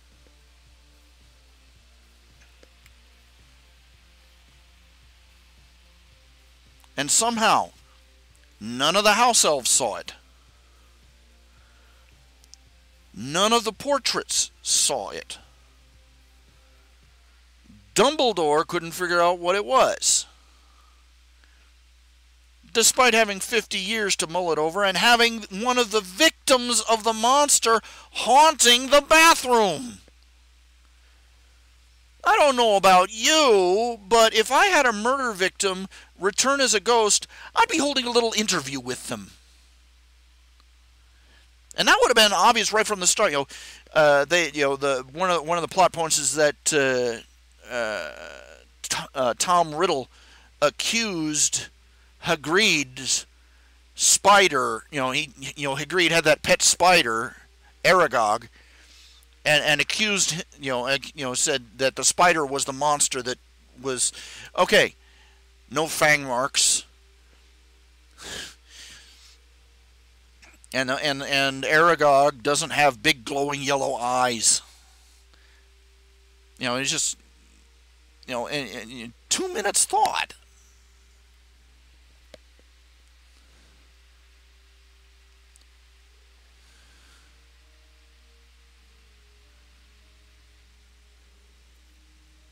Then you realize you go back and they're supposed to be protecting the Sorcerer's Stone, or rather the Philosopher's Stone.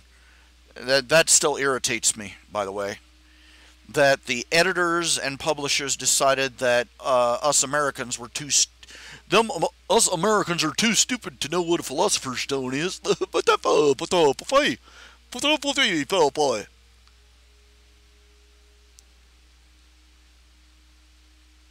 I understand that the American version of the books has several thousand fewer words.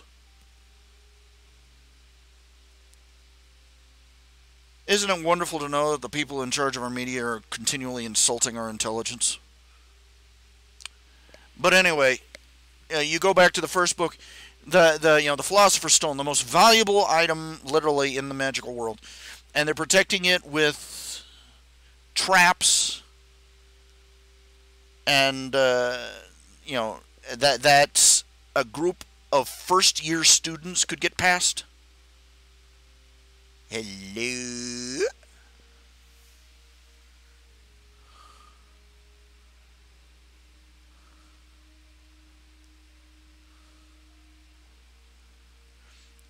These Quester drawings. The Quester drawings, those are actually desktops.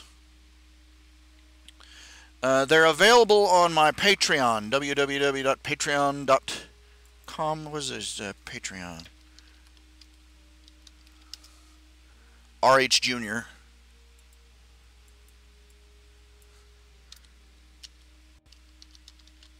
They're behind a paywall. Ha ha ha. Sad to say. They're behind a paywall. Patrons who pay.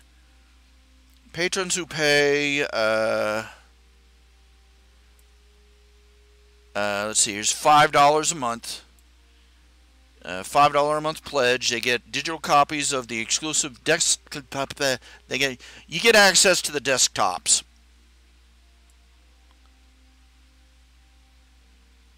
I'm supposed to have one for each month, and I'm all the way caught up to June. I still have to do the July and August ones.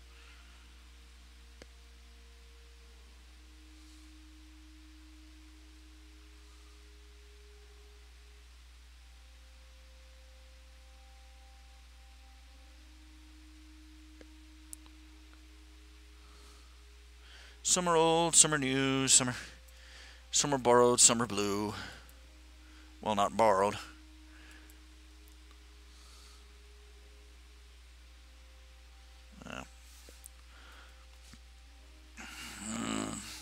Now, some of these, the girls that are flashing past right now, those are on the Girls of Summer DVD. Pardon. I still have to. I still have to burn a pile of those to ship out, and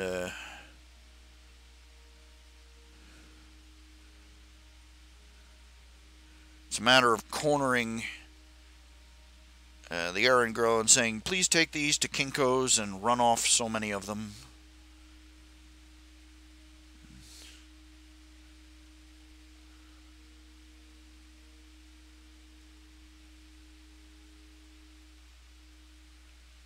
Yeah, that corner, you know, death is the next greatest adventure. Yeah, yeah, fine. You know, death comes for us all. But you know, could we sort of bypass the whole old age and sickness thing? And, you know, if I had the panacea, I'd hand it out. You know. And to heck with the fools and fuddy-duddies who say, you know, oh, you're thwarting the plan, you know, the divine plan. No, I'm not.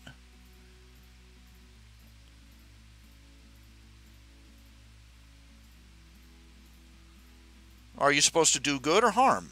Are you supposed to heal wounds or cause them?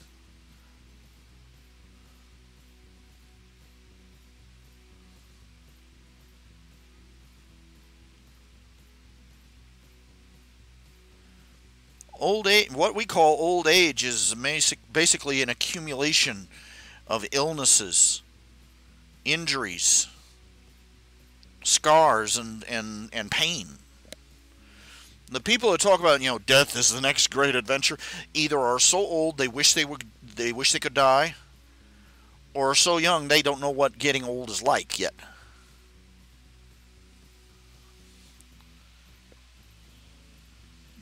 People are basically just trying to justify getting sour grapes. Every single bit of medicine has been about alleviating the suffering of this world. And wise men regard it as a blessing of God.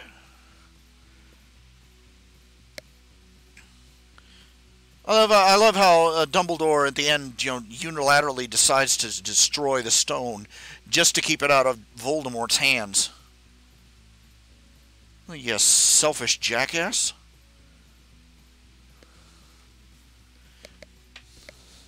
I've complained about the monetary system for ages. You know, the way you know, she was just being whimsical, but she didn't think it through. You know, I'm sorry. You know, everybody gives Rowling the excuse, oh, she isn't very good at math. Well, are you good at reading?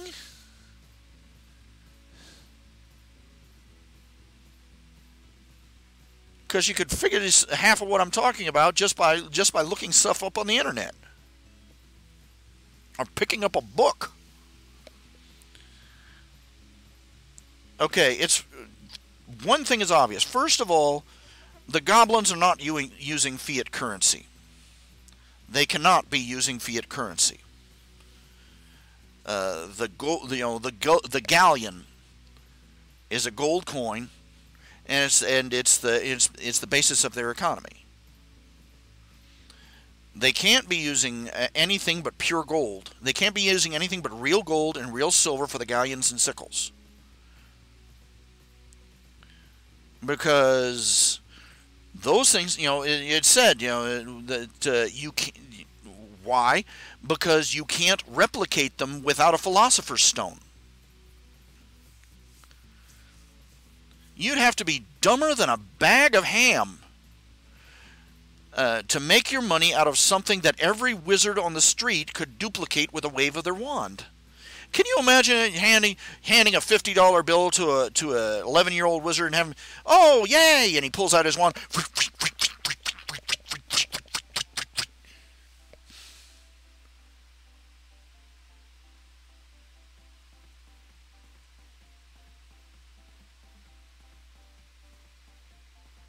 Yeah, you could claim that.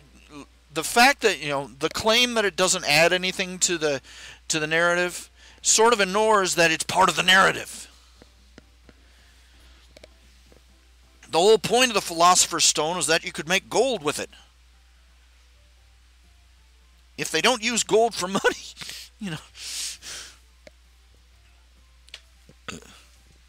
kind of an important aspect.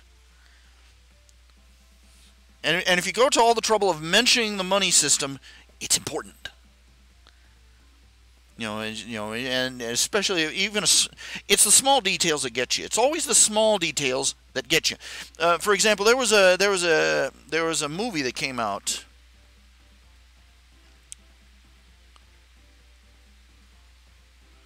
It's called Air Force One.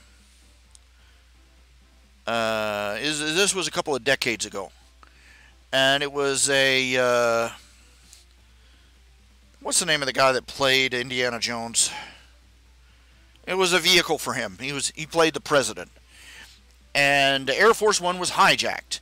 And there's this one critical plot point scene where he's hiding in a luggage compartment somewhere in this plane, in a cabinet or a closet of some sort, contacting help on the ground with a radio. And he's using this little bitty, he's using a walkie-talkie, well, basically he was using a type of radio that has a range of about 200 or 300 feet. And every military, every member of the military, every member of anybody who was an electronics hobbyist, anybody who knew anything about this technology, walked in, saw this, and the whole movie just crashed for them. It just folded like wet toast. They couldn't watch it because that one plot point was screwed up.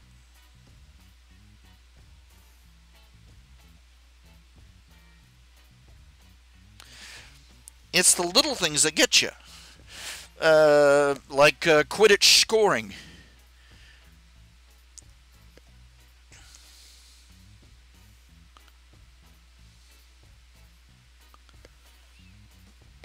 You got one player who decides when the game ends. And not only does he decide when the game ends, the points he earns are more important than anything anybody else on the field can possibly do. And they try and wallpaper paste over top of it. Oh well, in the professional games, the people that are throwing the quaffle around, they can earn hundreds of points. Blah blah blah blah blah blah blah blah blah blah bullshit. I'm sorry, BS. And she wanted to give Harry an important role in the game. She overdid it, big time. But she won't back down from it. She didn't think it through. She didn't take 5 minutes to think it through.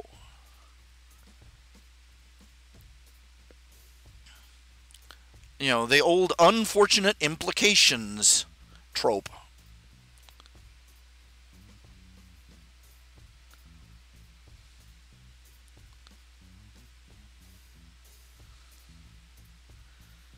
This is why I poke so much in my own stories. I probably got all sorts of unfortunate implications floating around in my stories. One of the central assumptions of, for instance, Silver Springs, the Silver Springs story arc about that one biomancer trying to clean up the soil in the abandoned town of Silver Springs, and what it is that the soil is supposed to be loaded down with aluminum oxide, aluminum, so much that it's toxic. And you go to the TV tropes page, and there are people arguing that no, aluminum isn't toxic. Aluminum isn't toxic. Well, actually, it is. I looked this up before I wrote it. Okay, I looked it up before I wrote it, and yeah, in sufficient quantities, aluminum can be very toxic. It can, it's not like lead, but it can still build up and still cause the same sort of troubles you get from heavy metal poisoning. You've got to ingest a ton of it, which was supposed to be the implication that the soil is practically, you can practically squeeze aluminum coins out of it.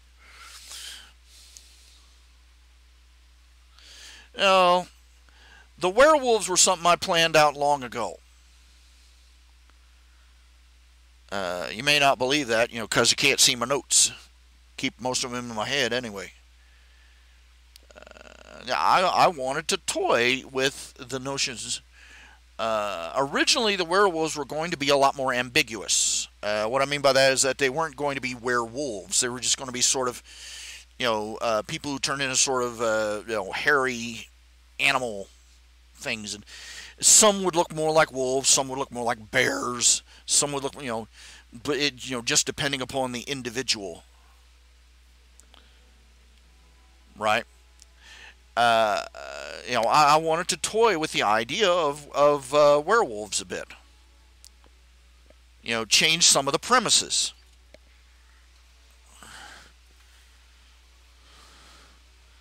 They don't change. For one thing, they don't change because of the moon. They don't. They're not supposed to change because of the moon, but I screwed that up.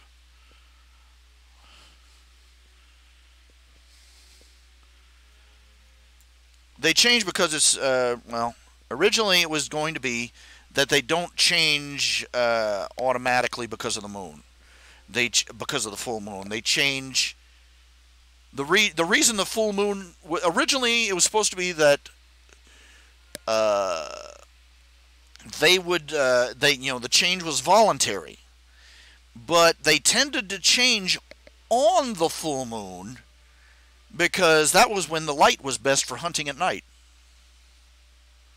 It was a cultural thing, not a biological thing. But as I went on,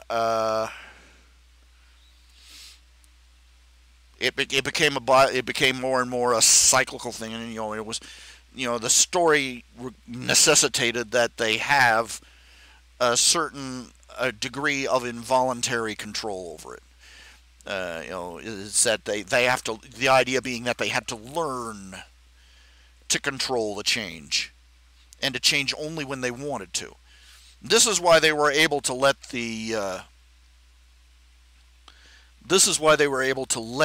the cardinal into the monastery, even though it was a full moon night.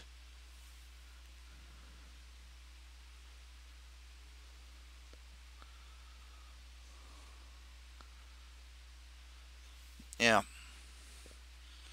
Actually, that was the first. The thing of it is that you look it over. The rules with shapeshifters are different for each kind. Boggarts, bogies like squidge, they don't really change. They change shape by they swell up, they inflate themselves, more or less. It's all bluff for them. Spriggans, on the other hand, while they do have some feature, they inflate to a certain degree, but they also have a lot of mass and weight behind what they change into. They slapped Quentin around a couple of times. If you go over to the Quentin Quinn Space Ranger, the little yellow guy who turns into the great big ugly yellow guy, it openly states they're not sure how they do it. Whether they borrow mass from a higher dimensional plane, or whether they use self-produced artificial gravity, or what. It's just they're really, really tough, and they hit really, really hard. It's that each shapeshifter has a slightly different approach to it. I didn't distinguish it that much. That'll probably come up in a blurb of conversation at some point.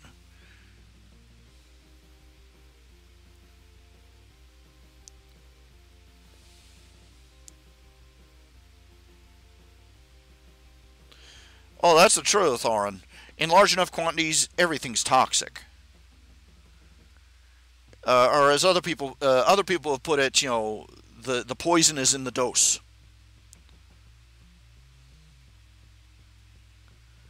Precisely.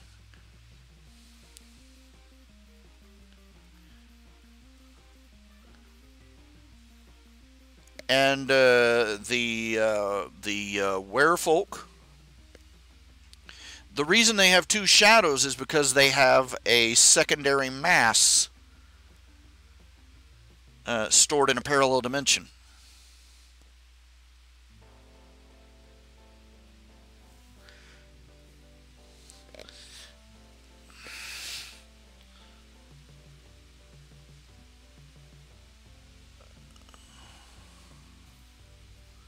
That's the reason they have two shadows.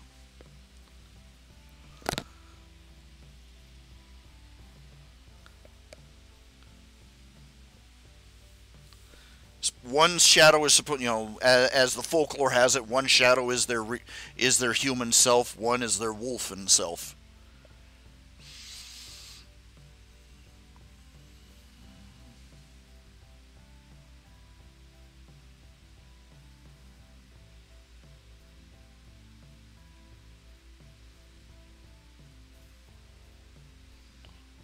What it is just a little bit extra. That's why they can get bigger, taller, tougher, stronger.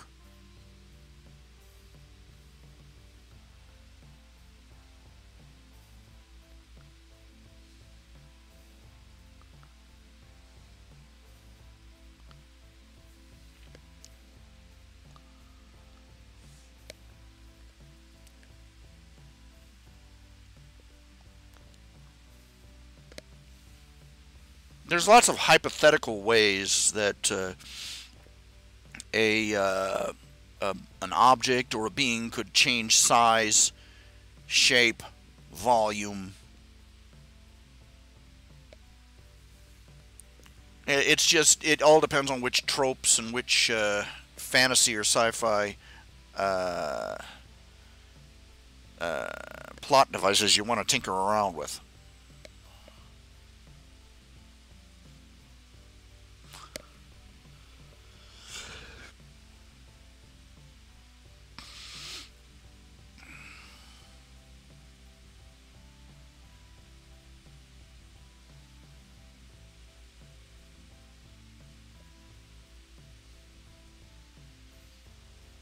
Okay, for you it was the werewolves, and particularly because they seemed to, come out of left field with how they changed shape. Of course, they're also supposed to sort of catch Quentin off guard with that. He's supposed to be sitting there going, but this is supposed to be impossible.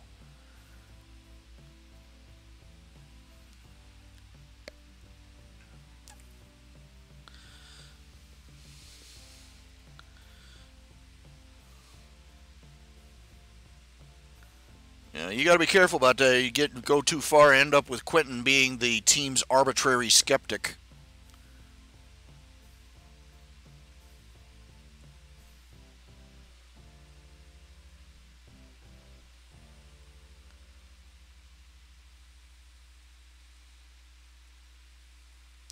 Now, for the rest of you,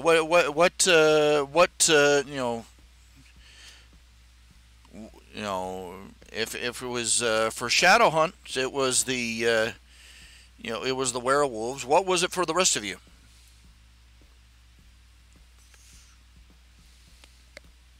Now, I got one thing is, this was more of a moral or ethical argument.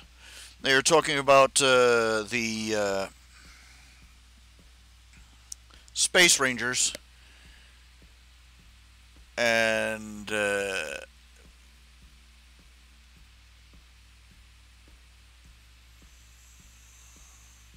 obliterating that solar system. You remember in the first story arc, Quinn was describing to the space pirates how they had dealt with the Hork-Bajir before with the giant alien cannibal Nazi space cockroaches. They had that these Nazi space roaches had captured a colony ship, a Rakonan colony ship, killed and they ate the crew and passengers and broadcast it live. This was our lunch and you're next. And the Seven Systems retaliated by blasting one of their solar systems into oblivion.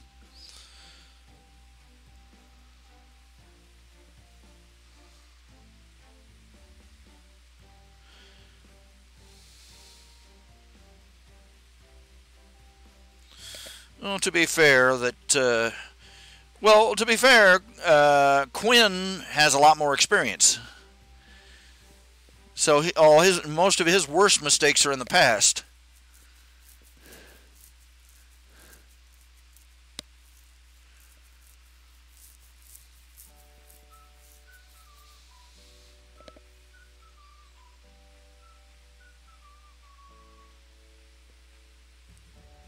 Anyway, people got all torqued out of shape because how horrible they destroyed an entire system of innocents. Wait, could we back up to the Nazi alien space cannibal bug thing again and review?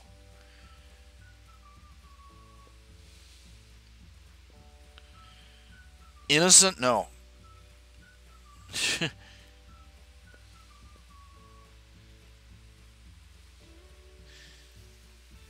Oh, Quentin. It's not that Quentin or it's not that Quinn or the Seven Systems is overpowered. It's just that they don't hesitate to whip out the big stick. You know what I'm saying? They've got centuries of experience. As they started out, they were like Quentin. Quentin's era. They had already spent centuries being hunted, persecuted, and literally driven into hiding for fear of being wiped out. And they've developed a very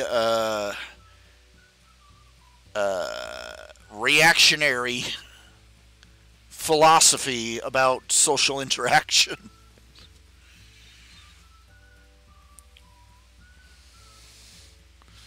Now you look at, let's see here.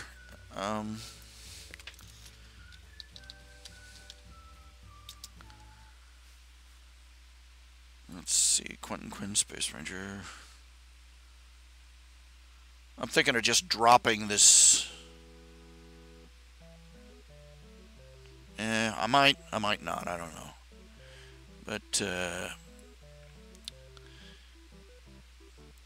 let's see. Where is the previous comic? I need a slightly better navigation system for these pages.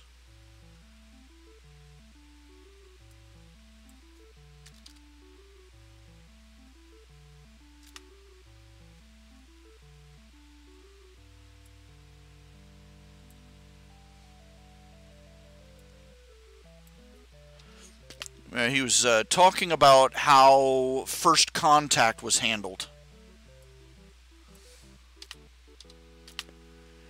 And that it could be a very touchy situation. And the Space Rangers had developed a much more straightforward... okay, it's on page 46. These pages need renumbered. The navigation needs to be... He pointed out that one of the most shared survival traits in the universe is... a paranoid mistrust of smooth talkers.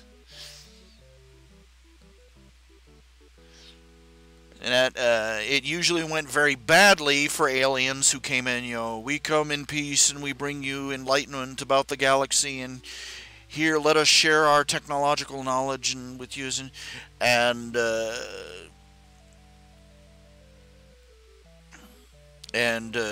first instinctive assumption by the natives is that what is this guy after? What scam is he trying to pull? If you're lucky, they'll ignore you. If you're not lucky, you end up hauled off to a secret lab someplace and sliced into wafer-thin sections. And so the Empire of the Seven Systems has a slightly more proactive approach towards first contact. Namely, that if the natives they go in, they say hello, and if the natives so much as twitch a finger the wrong way,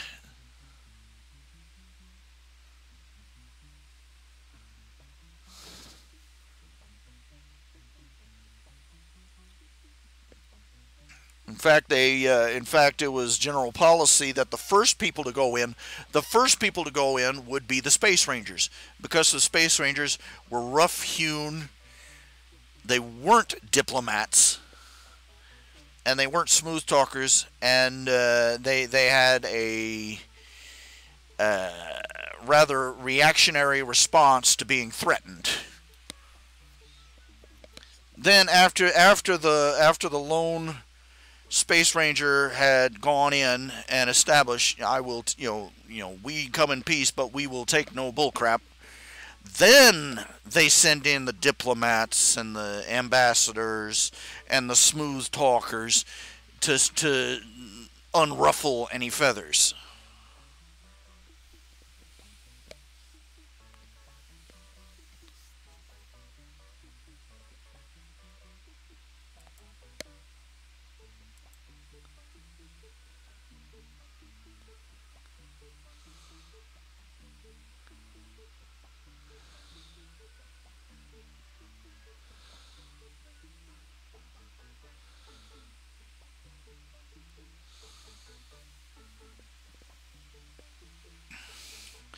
Well, I'll be honest. The Quentin Space Ranger is more a reactionary response on my part, particularly to a lot of the stupider tropes that have overtaken sci-fi writing. Star Trek isms, I would call them.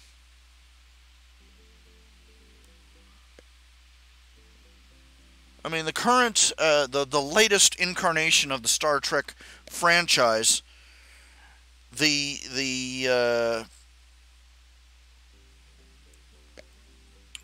enemy is the Klingons, and the Klingons are literally warmongering cannibals.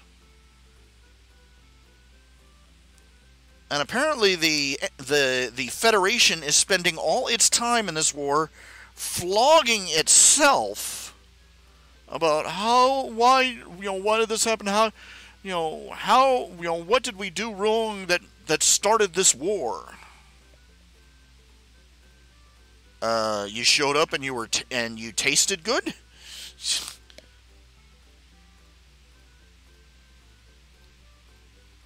It's been a long downhill slide for Star Trek. but this Hollywood leftist limousine liberal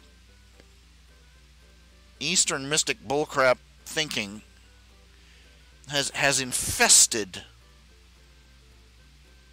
sci-fi, up and down the line. Most of the conventions and the awards are nothing more than a bunch of social justice warrior feminists getting together and patting each other on the back, about how progressive they are, about making their latest Space Ranger hero a bisexual, lesbian, vegetarian, who's adopted a minority transgender child. It's just idiocy.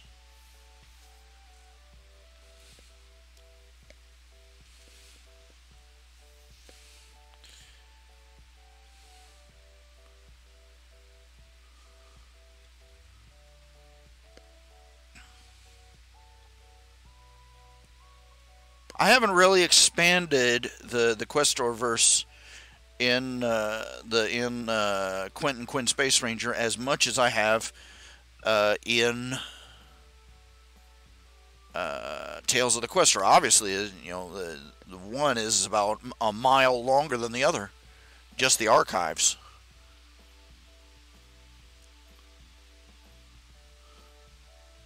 And I'll be honest with you, I started writing Tales of the Questor to slap some of the sillier tropes in sci-fi in the face. Like, for instance, the cold equations.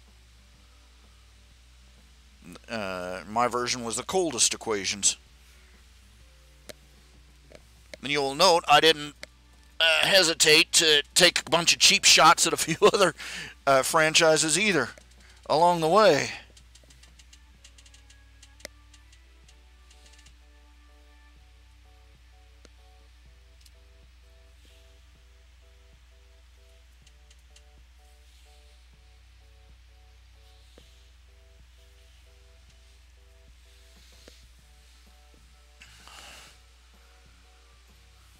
The Bolter.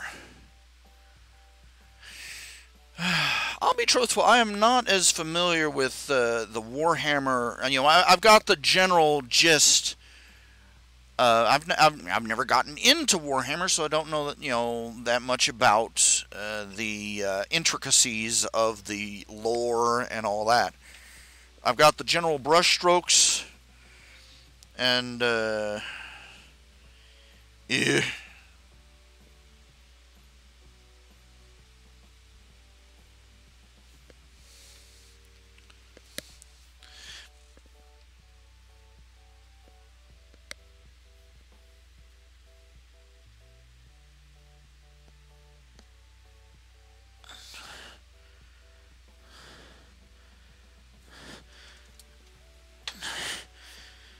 Predator, I have to admit that Predator is probably... Now you remember the movie Signs? If you view the movie Signs through the rationale of the movie Predator, it makes a lot more sense.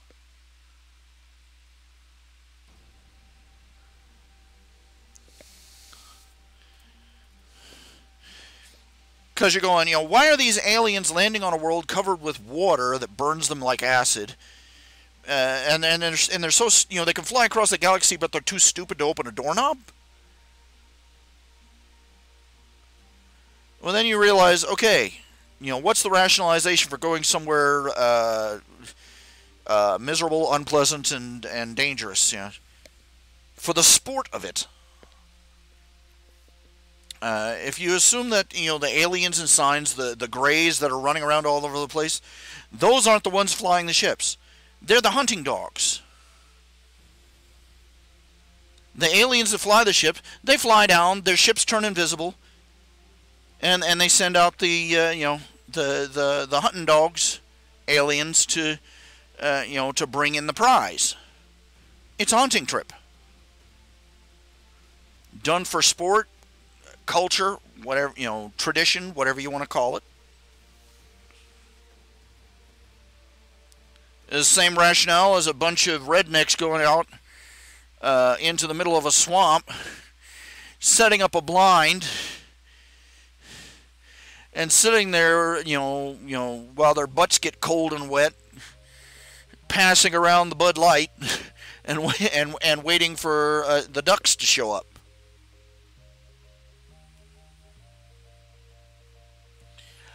I have no idea what everybody's talking about. Do I have a Discord? I don't know what the heck a Discord is. What the heck is a Discord?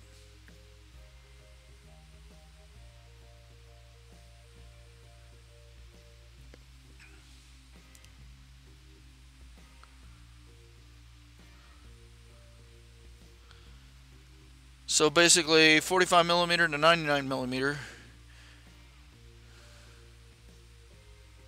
Fires a rocket-powered, basically a rocket-powered grenade that explodes on impact.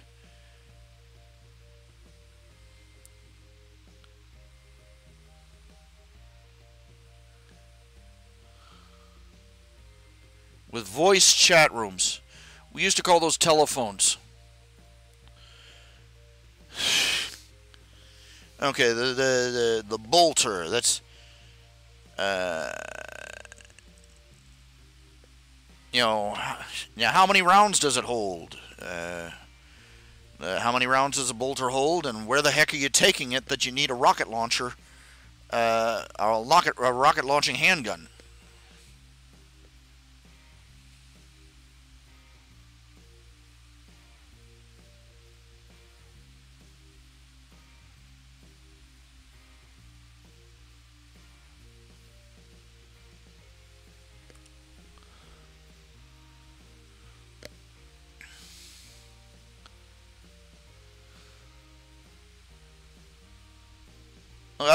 I've seen pictures of the battle armor that the Space Marines wear.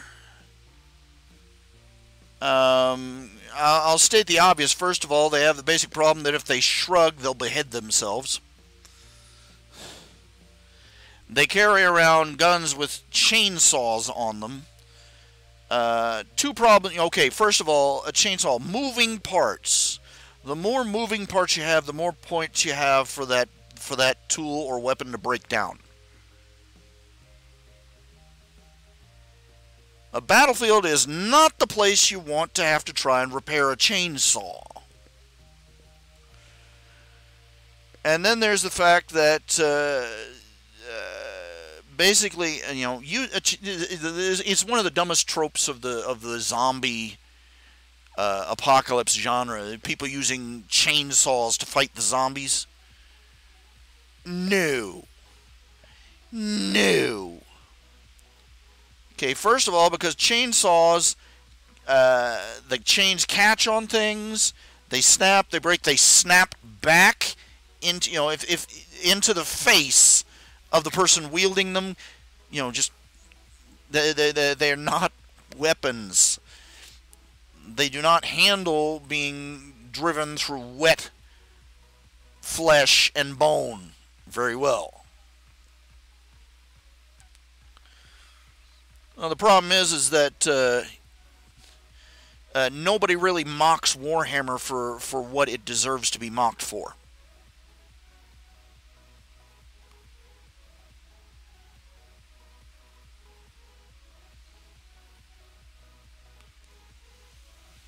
But anyway, getting back to the point, the chainsaw is a terrible weapon.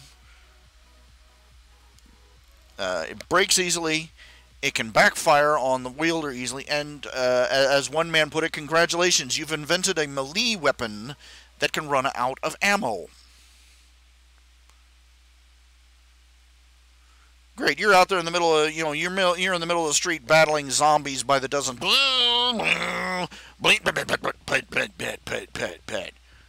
Crap!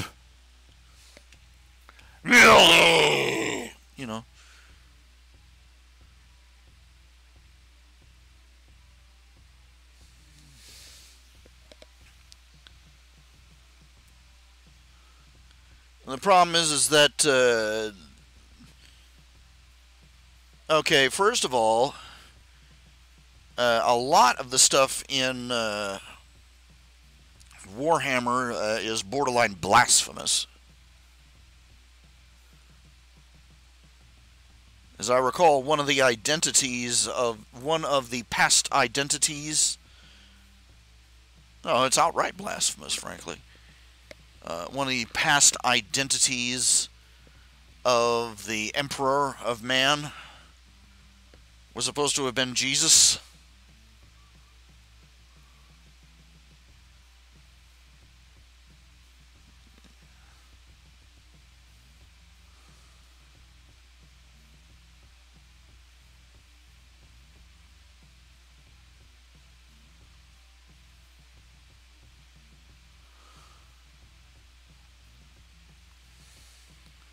No, I don't think so. I'm not laughing. I don't find that funny. Can you guess why?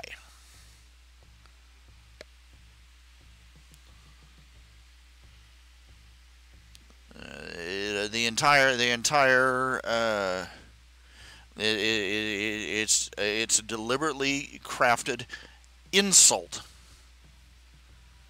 to religion in general and Christianity in particular.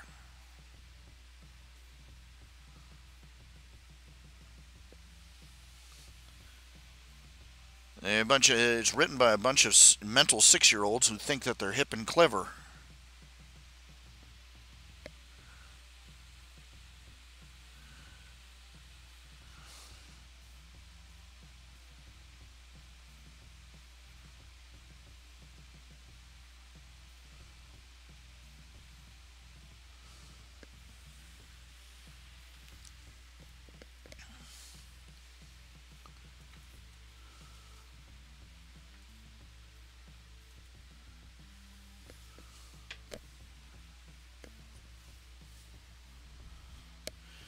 Just another vulgar insult.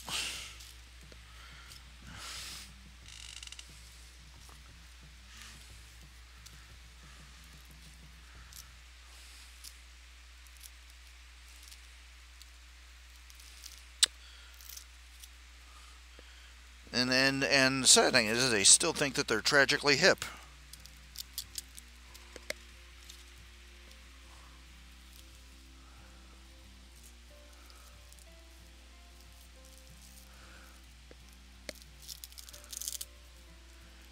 And of course, we're also, you can't show any. Interesting how they try to be, neutral and inclusive, but what they do is they usually, strange how that neutral inclusiveness always seems to end up insulting Christianity first, foremost, and loudest.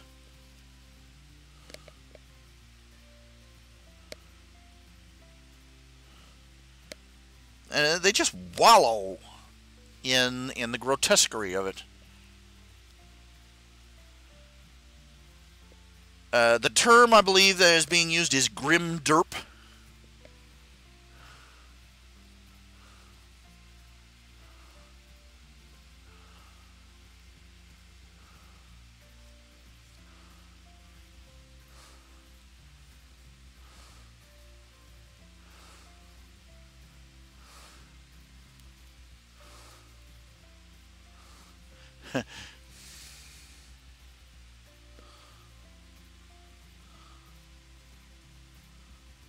I saw this one. I saw this one meme as a photograph of as a picture of a cassette tape. It says, the King James Bible as read by a condescending 14-year-old atheist.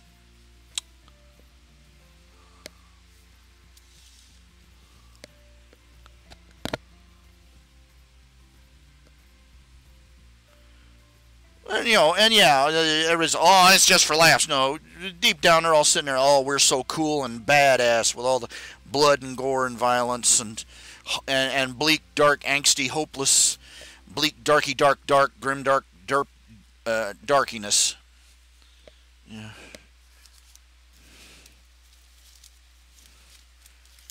It's My Immortal for board games.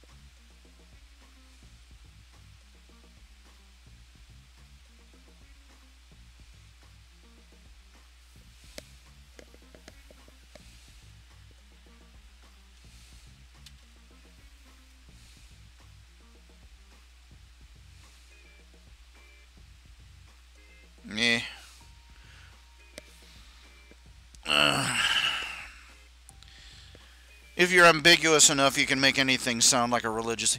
I remember. You remember this? What if God was one of us? What if God was one of us? Just a stranger on the bus trying to. You remember when that was big on the radio? I do. I remember watching the video on MTV, and that was the time they were trying. Where they were first getting the internet, really rolling. And they had, chat in our chat window, and down at the bottom of the screen, while the video was running at the top of the screen, the bottom of the screen had a little scroll where the chat window, where the chat room window where everybody was talking, and you had, 2 or 3 of them going, get this religious stuff off. This Jesus freak stuff. The song was the most vaguest, blandest, non-religious denominated anything. It's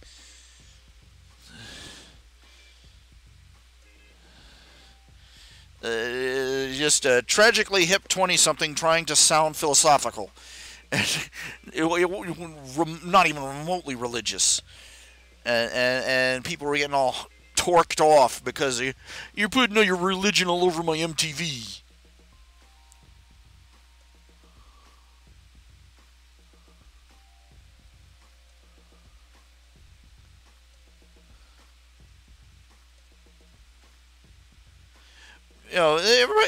Okay, it's about as stale and safe as making jokes about Trump colluding with Russia.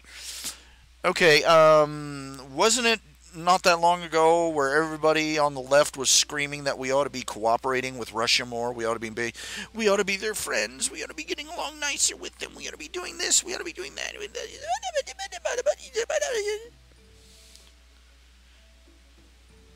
And all of a sudden, Trump sits down and talks with Putin. Conspiracy!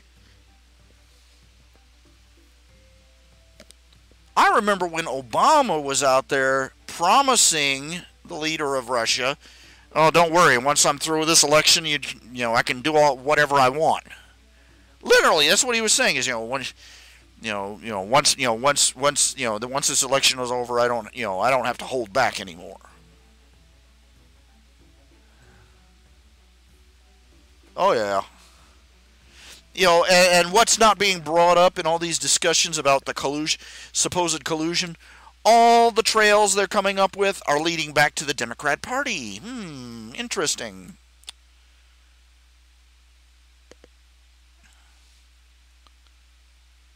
Well, that's a shame he couldn't, sell a few tons of our uranium to Russia like Hillary did. Just go. Go away. It's not worth the breath to argue with them. You're not going to reason somebody out of crazy.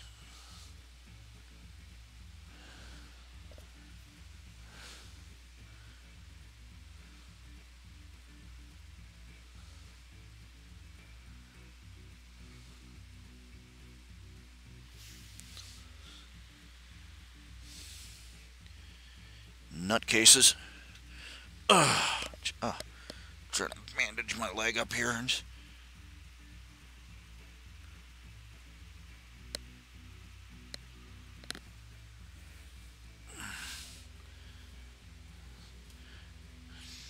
Need more cotton swabs. Needs something.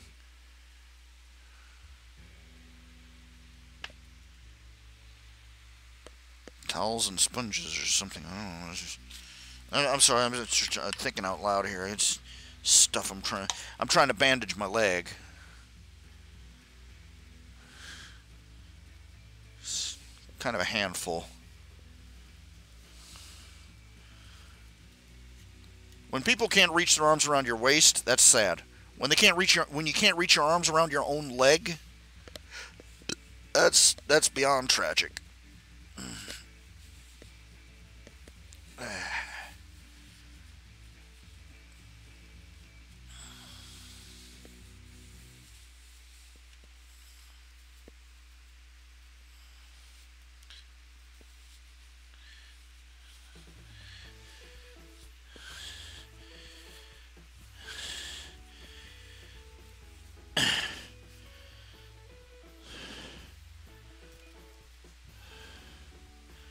I don't even bother watching the conferences and stuff. I don't. It's just...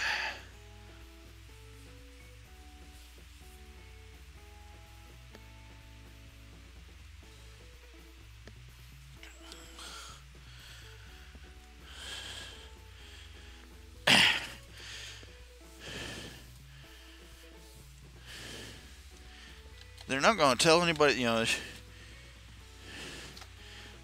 As I was saying, nobody's going to teach you what you need to know to overthrow them. People in the media aren't going to tell you anything that's going to undermine their power and authority. Oh, darn, where's this stupid tube?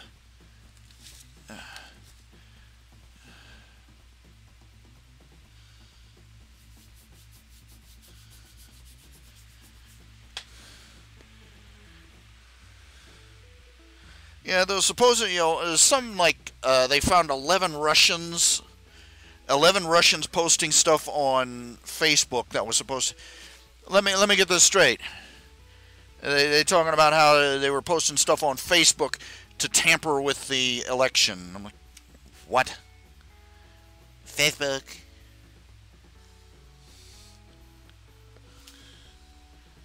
Jeez.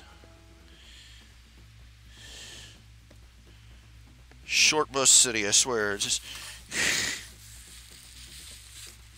I seem to be missing my tube of zinc oxide. I hate it when that happens. That's where I got everything right here around me. In a halo of heaps of trash. I still can't find nothing. Ah, here we go. No, here we don't. Oh, dang it. Son of a biscuit eater. Just can't find nothing. There ain't nothing left in that tube. Don't know why I still have it out here.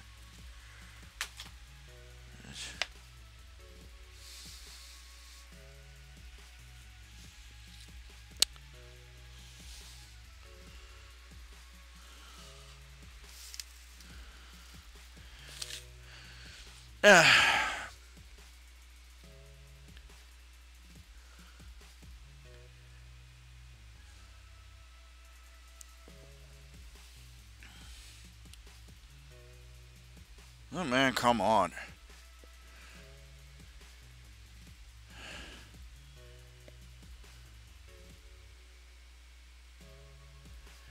Am I going to make a pony character of myself? Look,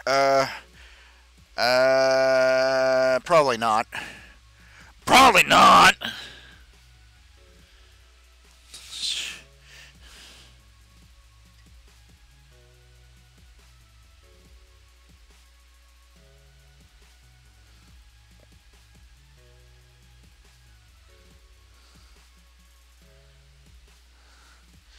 You know, what I say about it every time I come out with a Hillary story?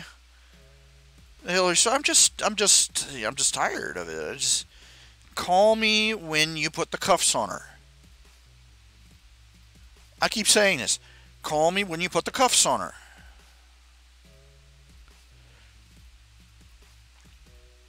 If any of us did any of the things that Hillary has done, there would be people kicking in our front door and slapping cuffs on us right now, you know? I'm like, what the heck? What the heck? You know, call me when she's in cuffs. Don't bother me. I love all these stinger titles. It's the end of the road for Hillary with this information. Oh, yeah. Is she wearing cuffs? No? Then it's not the end of the road for her yet, is it? It's not really the end of the road for her yet, is it?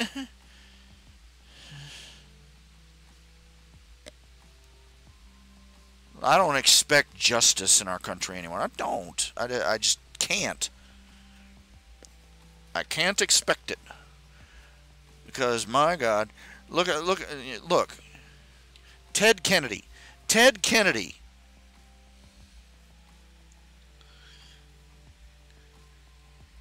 After that little swimming lesson in Chappaquiddick, he should have gone straight to jail. Do not pass go, do not collect $200.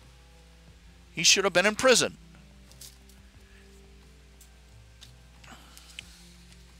Negligent homicide at the very least. But no, he dies of old age, still sitting in the Senate.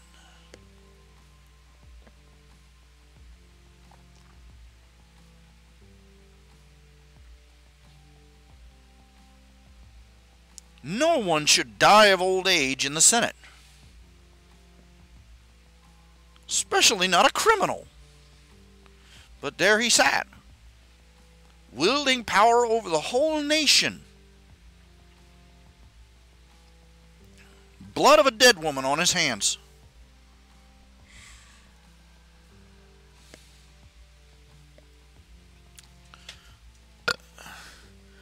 This is not a good thing, dude. The fact that the Democrats are tearing themselves apart to the point communists are climbing to power. The fact that the communists are getting elected. This is not a good trend.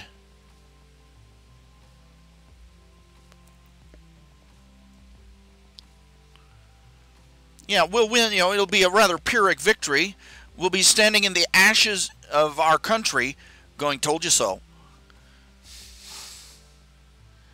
After the communists get in, turn our country into an absolute crap hole, and there's nothing left.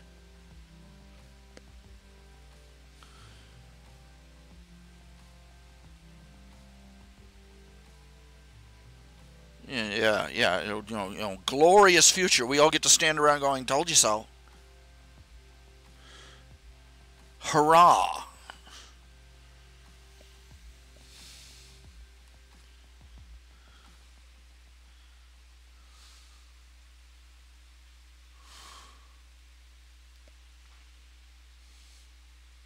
It's no victory in anybody's book, at least of all mine. There's got to be one more box in here somewhere. That's an empty box. And that's an empty tube. And that's another empty box. It's going to be one of those days. Yeah, figures. Just ticky-boo. Ah, there we go. Finally. You look long enough, eventually you'll find it, days after you needed it.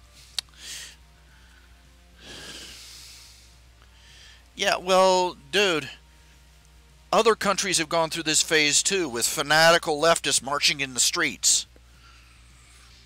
Remember Germany?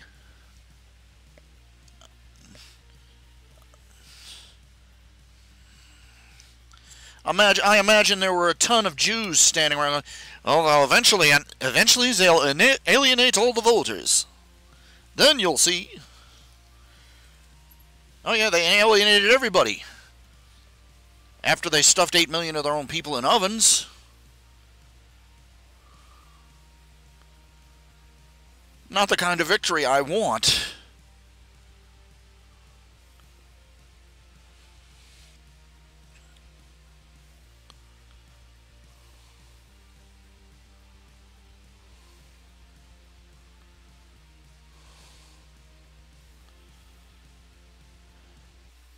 And that's the thing of it, how many of the Jews actually left? It's tragic to read how many of them stayed there. How many of them stayed in Germany right up to the very bitter end? They were convinced that it couldn't possibly get worse.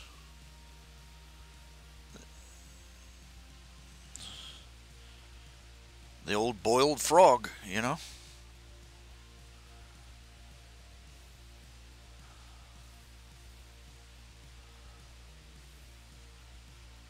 Yeah.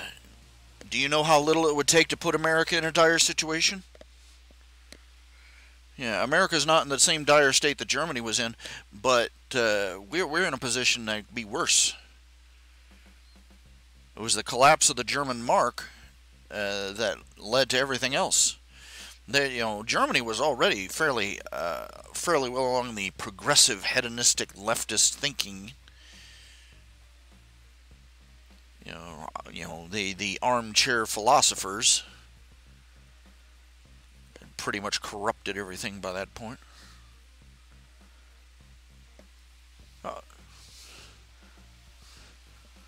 All it took was all it took was economic collapse, and the hunt for a messiah and a scapegoat began. And they didn't have to look far.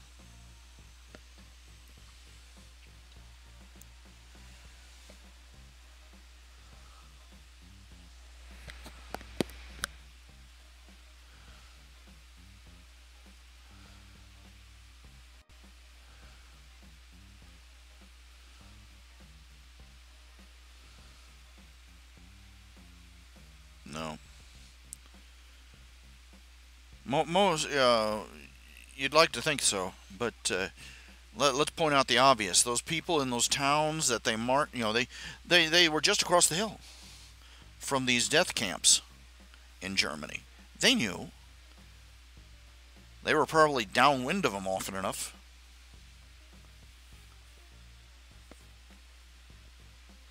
They just didn't want to believe, and they thought as long as they didn't look, they could pretend it wasn't true.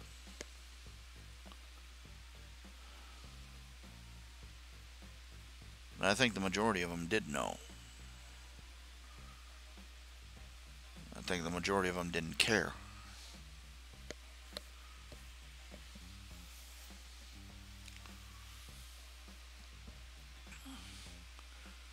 As I pointed out before, already, fiat currencies always collapse.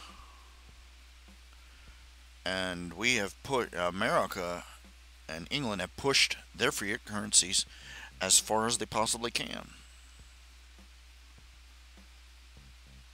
And it's only a question of what force is keeping the dollar from going over the top of the falls and crashing entirely.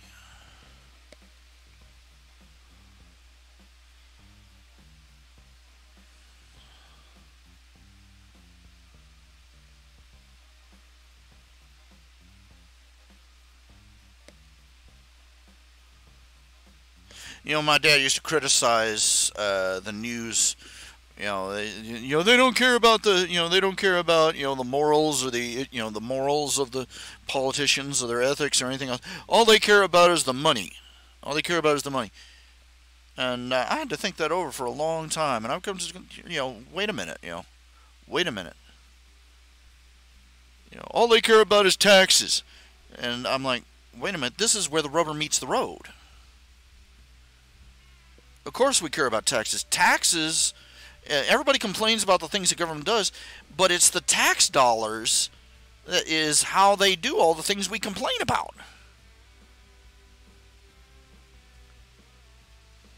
Think about it.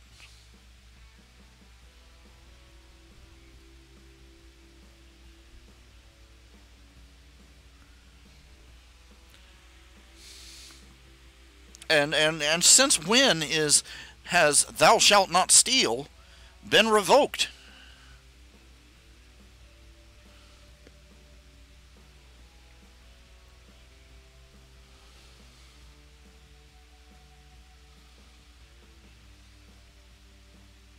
When Jesus said, "Render unto Caesar the things which are Caesar's, and to God the things which are God's," he held up a coin. The coin he held up was minted by Caesar, and that coin in particular was a proclamation of Caesar's alleged godhood. He was making the rather unsubtle point that most modern Bible scholars miss, that Caesar has an ugly habit of claiming that which is not his. So yeah, of course everybody worries about the money and the finances and the taxes. That's where the rubber meets the road. It's how politicians fund all their crooked little habits. It's tax dollars is how Planned Parenthood goes out and commits so many abortions. It's how so many of these companies that should have gone under, rightfully gone under, and so many of these businesses should have rightly gone under, are still ticking because they're living off the government's ill-gotten gains. It's how the government does all the things, everything that drives Christians up a wall. It starts with the tax dollar. You cut off their piggy bank, you'll see a lot of the immoral, indecent, unlawful, unjust, and unchristian things that the government gets up to suddenly stop happening.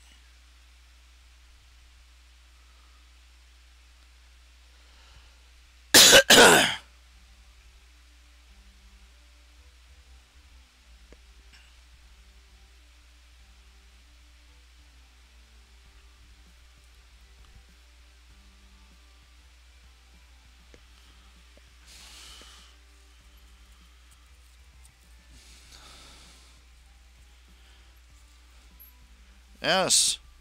Yeah, well, that was one thing. Germany was a very resource-poor country. Part of the reason they wanted the Sudetenland back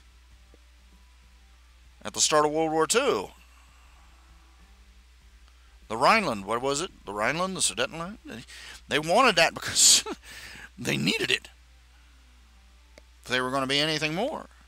If they were going to take anything further. But let's also be fair is that consider the Soviet Union. The Soviet Union, Russia is just for no other reason than sheer size, has vast resources. And communism still killed it by inches over 80 years.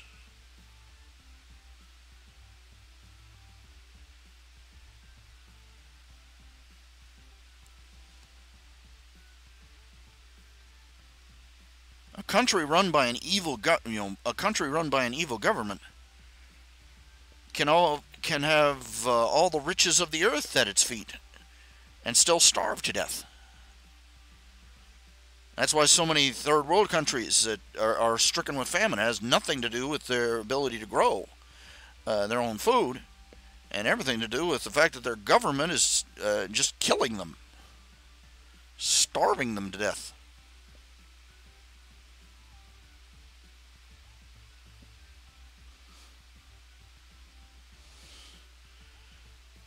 Whether we collapse into warmongering fascism or self-consuming socialism, it's going to be the same result. And you'll note I'm saying when. Our government, our country, our nations has been running on a bottomless credit card for over a century, and the bill's coming due. It's reaching a point where our credit's no good. Our credit rating internationally has dropped from AAA to AA, and for that to happen is unprecedented.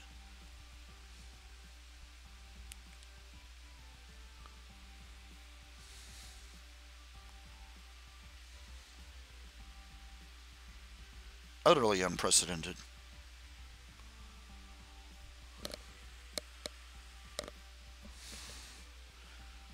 No country has ever survived no country could survive the kind of collapse that will come with our dollar collapsing.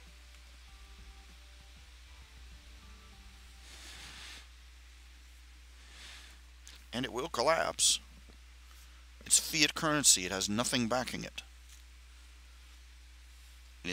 Every dollar bill is basically an IOU printed on the promise of fabulous wealth that we're never going to make.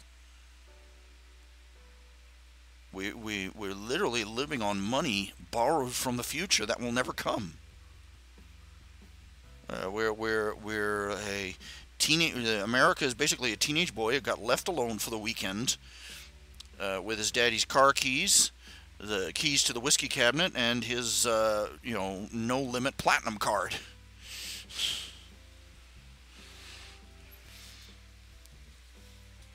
everything, everything's high on the hog. Everything's doing great. Until the bill comes due, until Daddy comes home and the bill comes due on Monday. Eee! Laugh that one off.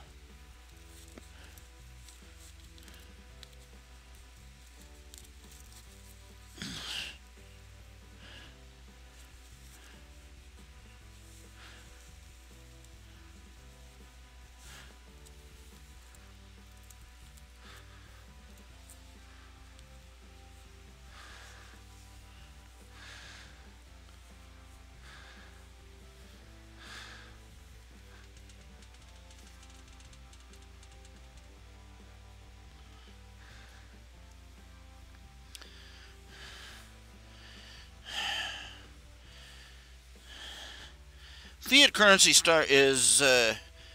it happens. It's something that happens over and over again. When the bankers convince the politicians that they can spend more money than they actually have and get away with it.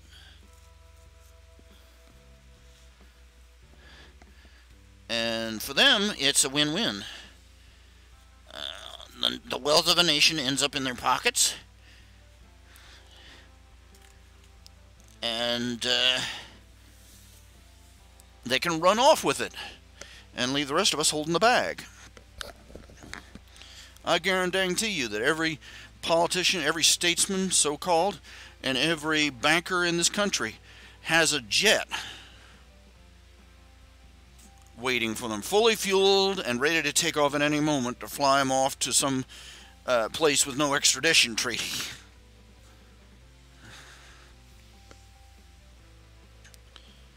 What would I do if I could, President Ralph? If I was President of the United States, I'd probably be dead within the week, shot through the head by a sniper bullet, tell you right that.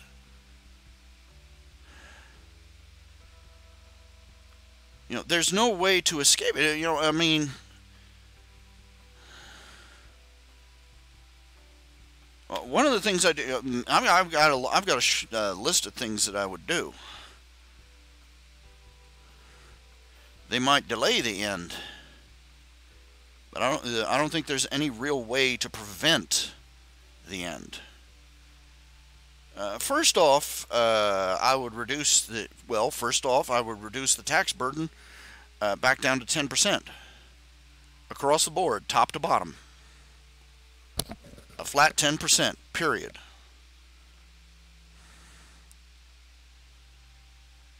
In fact, I would more than likely opt. There are several libertarian options.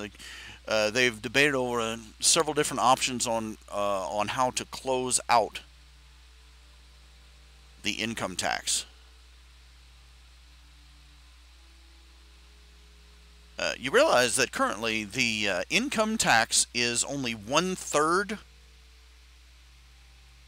If I remember correctly, it's 1/3 of the U.S. budget. The other 2/3 comes from all the other taxes we pay. And you can't tell me now. Tell me, do you think it's feasible that we could trim back the American budget to 2/3 of what it was?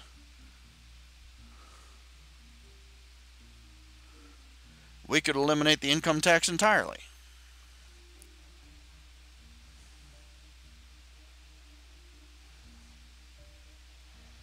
This country ran up to 100 years ago with no income tax at all. And yet somehow we had roads, we had police officers, we had schools, we had street lights, we had libraries, we had everything. Same as we do today. All we've gotten for our money is a bigger and bigger bureaucracy.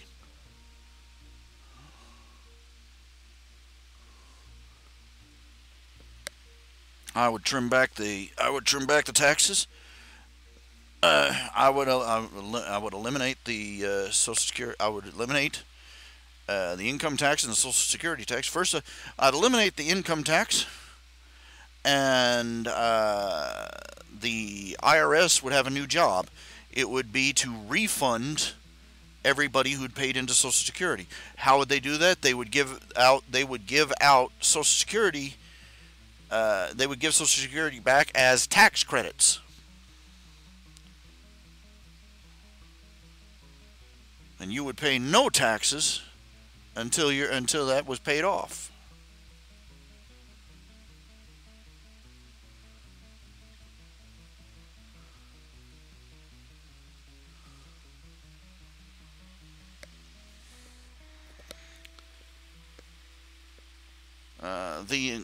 Let's put it this way: the entitlement they calculated, they added it up. The entitlements, the annual entitlements in the U.S. budget alone would, if you took the money of all the millionaires and all the corporations in our country, all of it, if you liquidated everything they have, their mansions, their yachts, their businesses, everything, it would not pay. It would not pay for 1 year of the entitlements in the U.S. budget.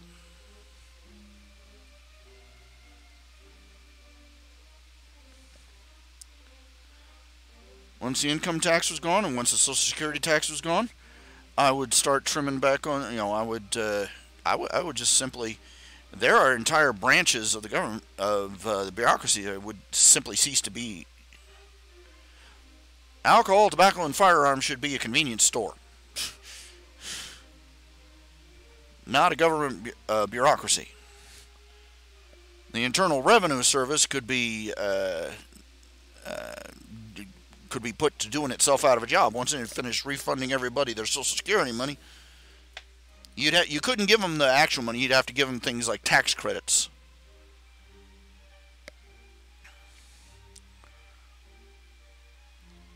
Get rid of the NEA, PBS, government-funded radio. No, hell no. Government-funded television? Oh, hell no. Government's not supposed to be in the job of the media. The media is supposed to be the watchdog of the government. The people that invented, the people that sit there smugly preening themselves about their BBC are a bunch of schmucks and idiots. That's just the government. That's just the propaganda branch of their government.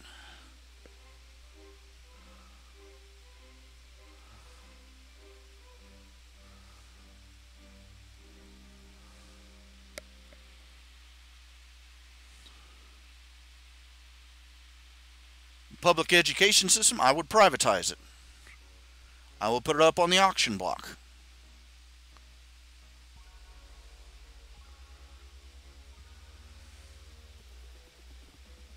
Look, do you know how much money we waste forcing people to send their children to school who don't want to? Forcing teenagers and young punks to go to school who don't want to? Got an entire world full of people who would give anything to get free school. You got to go out there. We got rule of thumb. If you have to force people to accept your charity, it's not a good idea.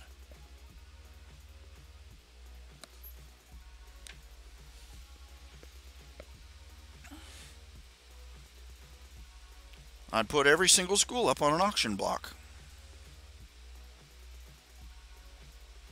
You want to educate your kids? Fine. You want to, a corporation at least.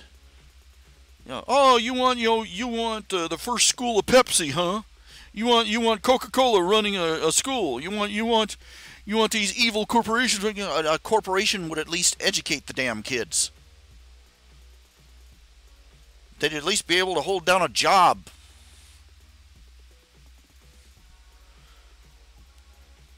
And not for eliminate. There goes a chunk of your property tax back into the people's pockets.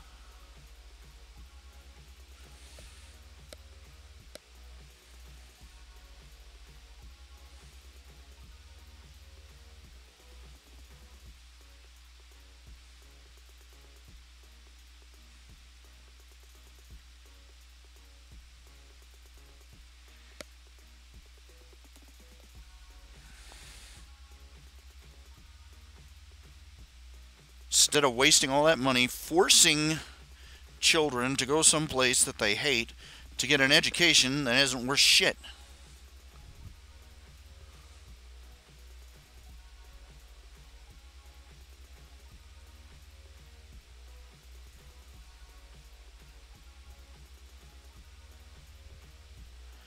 The military is one of the few expenditures that is actually constitutionally legitimate.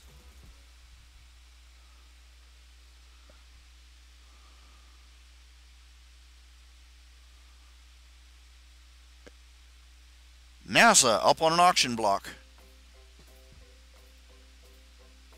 I'm sorry, we got people out there. What's his name? What's his name? The guy that launched his car into space. Got private companies that do a better job at 1/10 the price.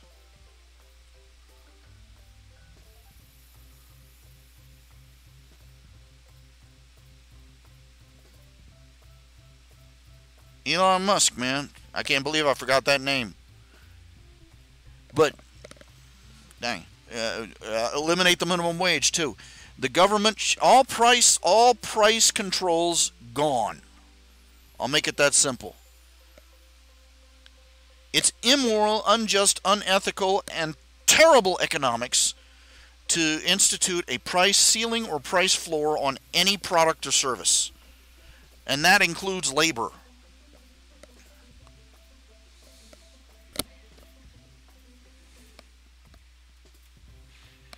It always results in the same thing.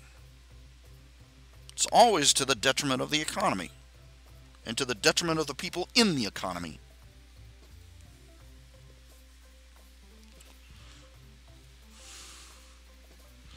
I'd build that damn wall, too.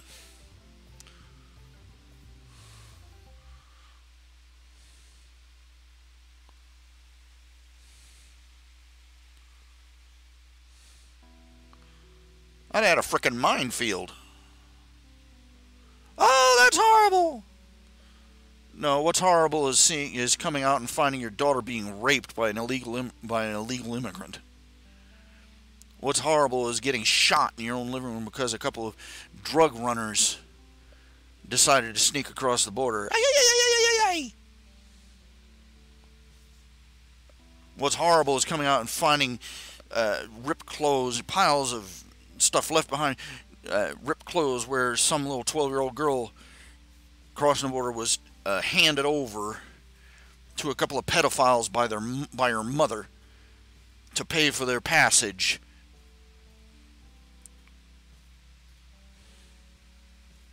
Well, they don't tell you that, do they?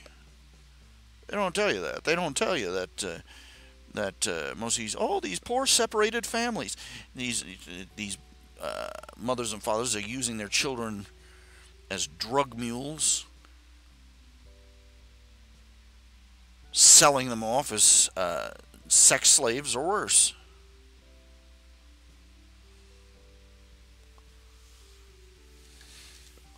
Did you know that the age of consent in Mexico is 12 now? I can think of other, there's a reason to build a wall all by itself.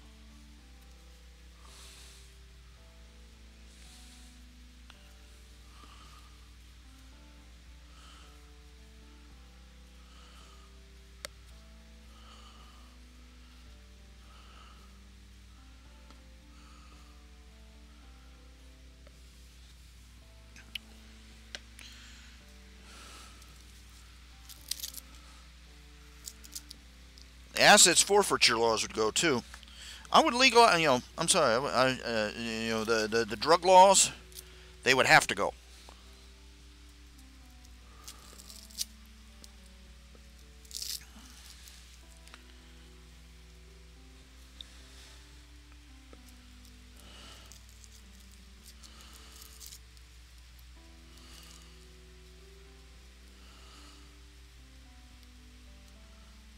It's none of the government's business what you put into your own body. Roe versus Wade would be overturned too. My body, my rights, my body, my rights. Well, that's not just your body now anymore, is it? It was your body, you had a choice, and you chose to have sex. That baby wasn't an accident. What were you expecting, a plasma screen TV?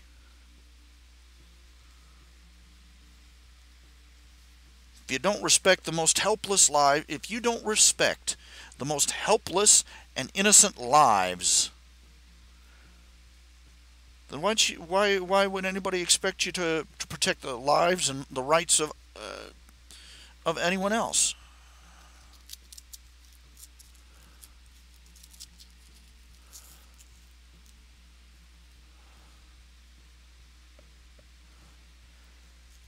Foreign aid. Look, any country that hates us, screw them.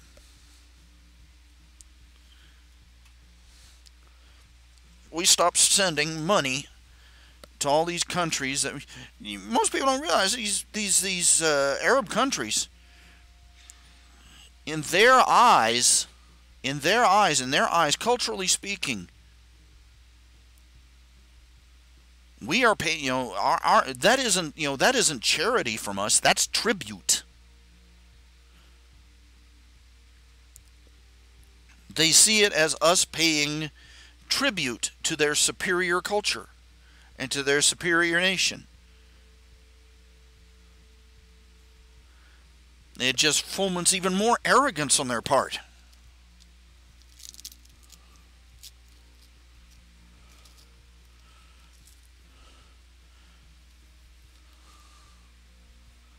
And it's mostly wasted, frankly.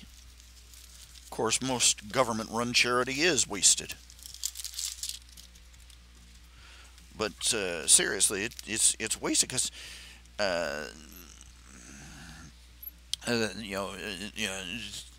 things that a Westerner would regard as something that has to be diligently done and taken care of, and we need to watch over this, and we need to maintenance this and keep it running.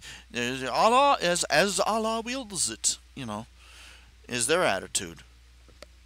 If the pipe rusts through and springs a leak and busts, it is the will of Allah.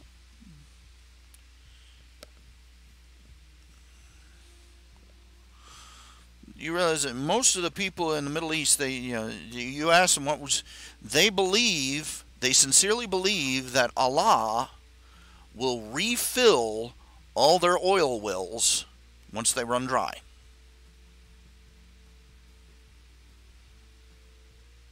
That's their plan for the future.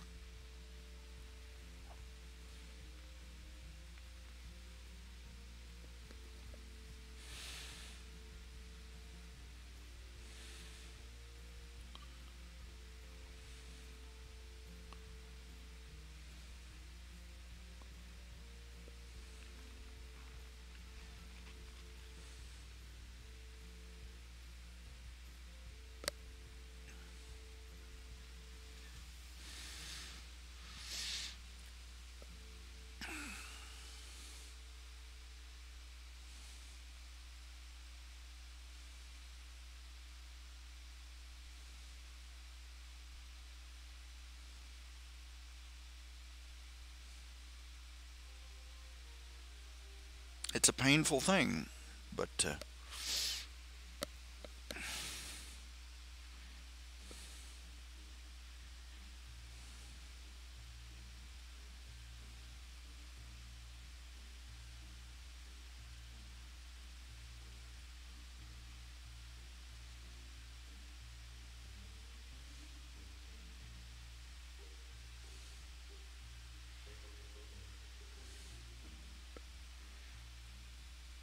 this is what I'm saying. If I was, if I was given absolute power, I would be assassinated within a week. If I got that far.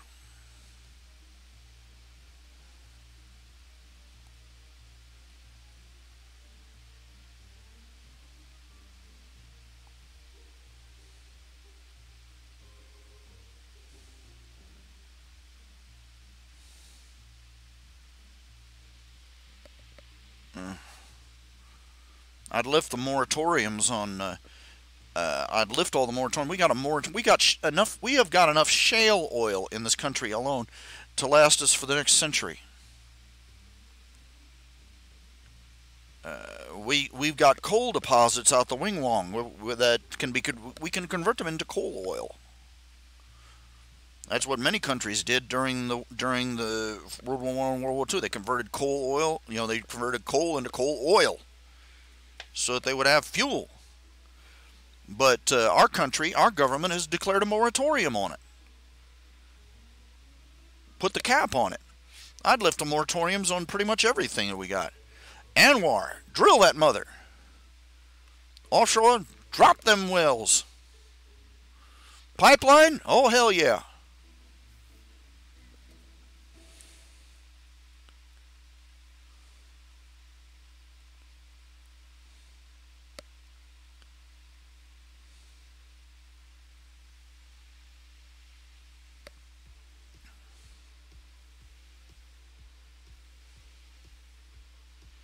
You know how the.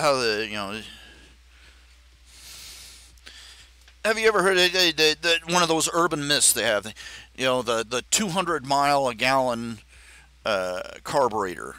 You've heard that one. Supposedly some guy invented a carburetor that a car or a carburetor or something like that makes a car run for over 100 miles on a single gallon of gas.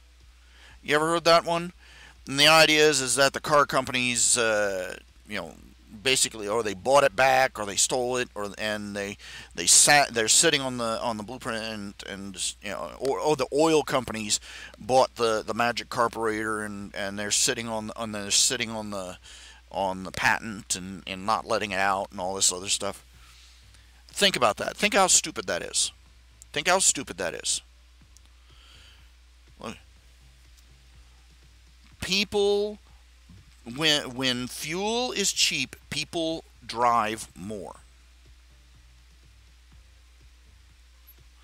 Disproportionate to how cheap, how much cheaper it is. The same would be true if you had a car that ran 100 miles to the gallon, you would be driving all over God's green planet. People would be driving everywhere. People would be, road trip to California, sure, and they hop in the car over in Florida and drive all the way over. Want to go to Canada? Why not? They would spend more on fuel. They would also buy more car parts to, for the wear and tear on their vehicles. They would buy more oil for their engines. They would. Oil companies and auto companies would make out like bandits if they had a 100-mile-to-the-gallon car.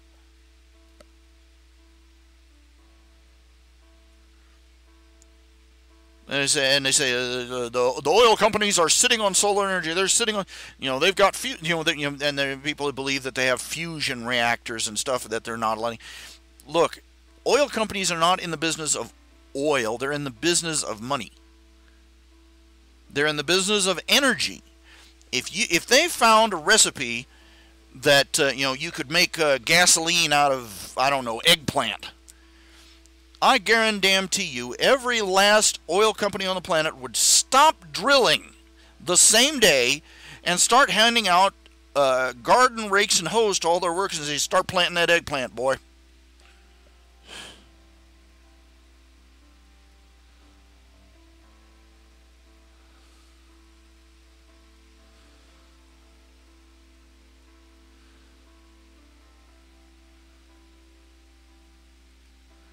Well, actually, Shadow Hunt, the Middle East has always been pretty crappy. Ever since the rise of Islam, ever since Muhammad, the Middle East has been, just trapped in a state of perpetual conquest and war.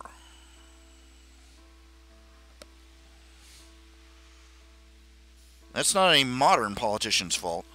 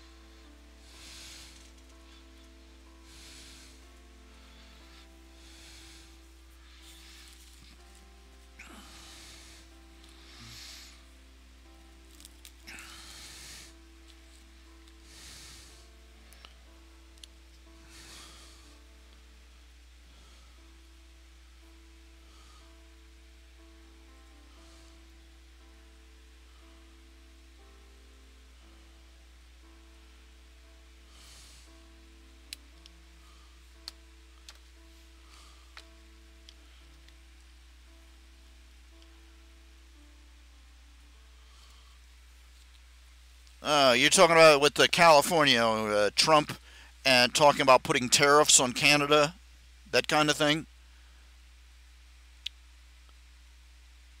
Well, you're forgetting something. Trump is a businessman. He's a negotiator. He is he's pulling the art of the deal. And the first step, and I'm really getting sick of this music. Oh, pardon. The first step in that regard is to offer the hard sell. You make the first offer, and you make it the hardest one.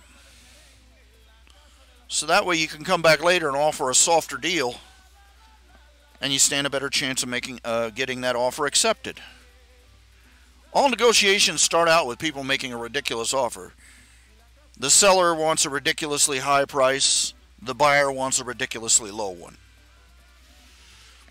Everybody's spent the last few decades trying to be all soft and squishy.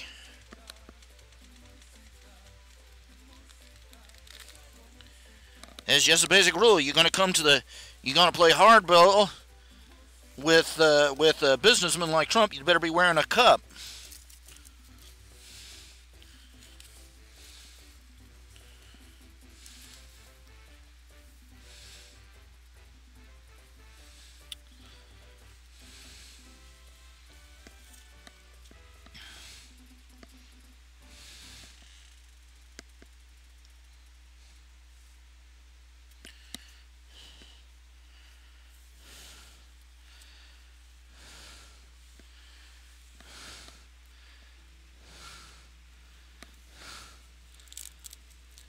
That's the problem with it. That's the reason America's had so much trouble with the trade. Got people going out there trying to be politicians instead of trying to be hard-dealing businessmen. It got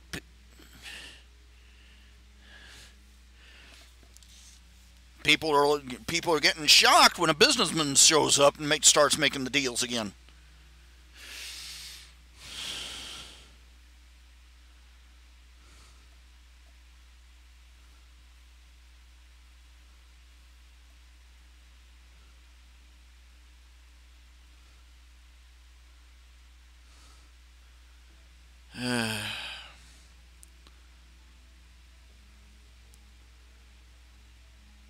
Dang, that wound on my leg stings.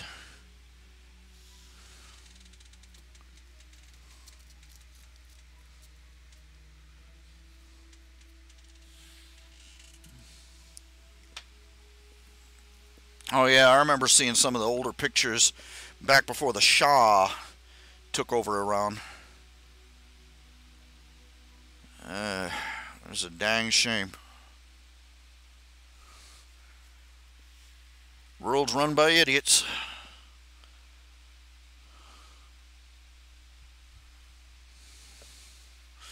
I remember reading some smart aleck remark. Some humorist wrote, it's a shame that all the people who really know how to run the country are out cutting hair, shining shoes, and driving taxis. I'm like, you moron. We're a republic. The country's supposed to be run by the people who polish shoes and cut hair and drive taxis. We're supposed to elect leaders from among ourselves to go up there and make decisions on our behalf. We're not electing them from some noble anointed elite. Or at least we're not supposed to be.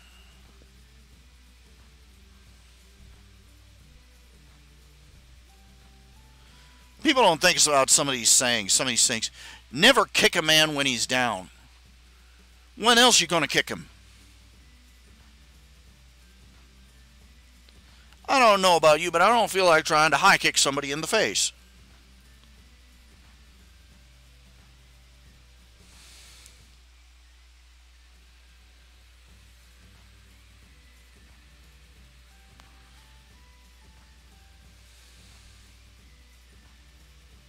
I complain about these feminists.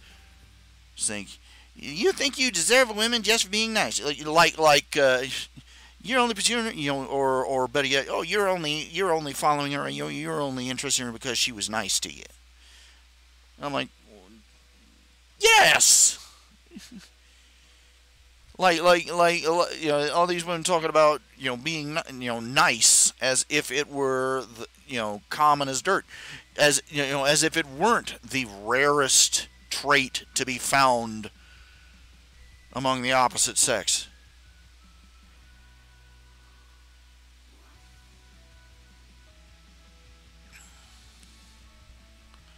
No, no, no, no. I'm supposed to go after the girl with the long blonde hair, the big boobs, nice butt, and the resting bitch face stuck on her all day long. Yeah, that's what I'm after. Yeah, I want that. I want me a woman who treats me like crap. Yeah.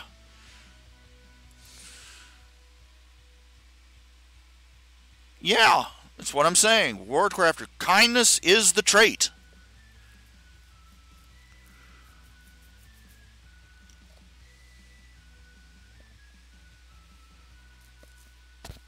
It's as rare as it's rare as diamonds to find somebody who treats another human being with kindness, genuine kindness.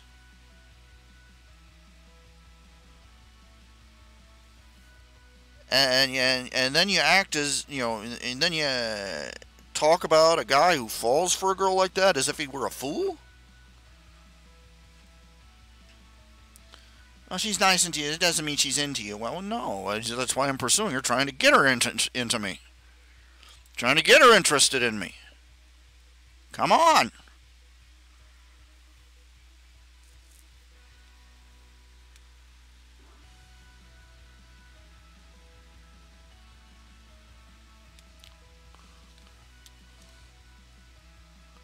Well, whether you want to call it nice or kind, but you get my point. You get my point.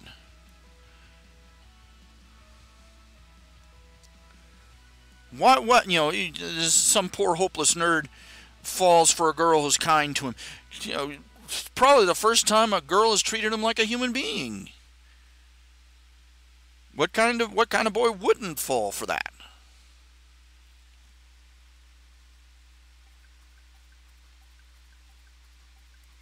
I remember reading this one thing. It said a lot of these sayings that people take for granted.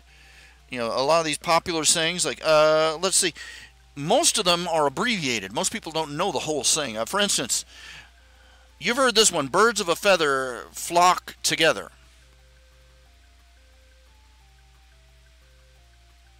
Right? The rest of it goes, "Until the cat shows up." And then there's one: "Curiosity killed the cat." The rest of the saying is, "But satisfaction brought him back."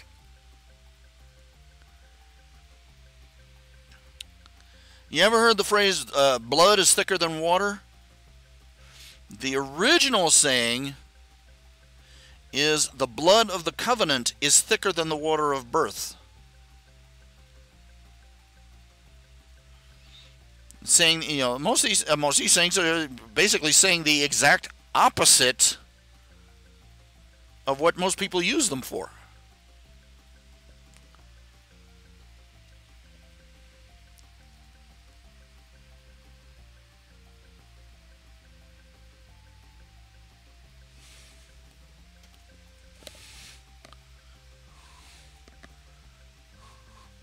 Early bird gets the worm, second mouse gets the cheese.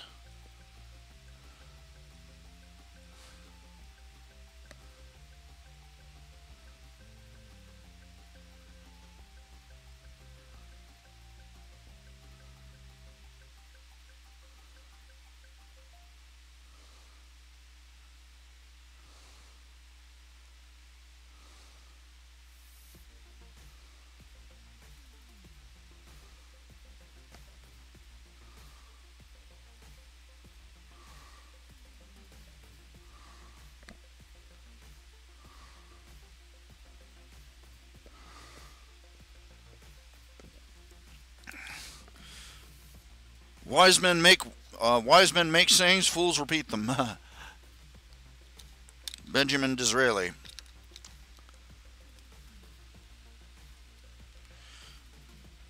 There's no words so wise that a fool can't twist them.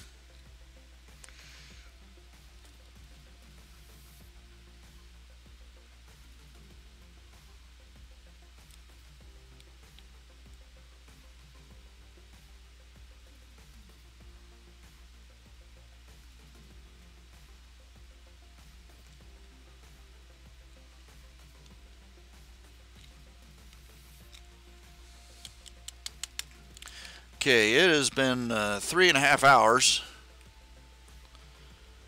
I think I'm going to call it a night. Do I do art streams? On occasion. I didn't do one tonight. It's just connection still acting kind of persnickety.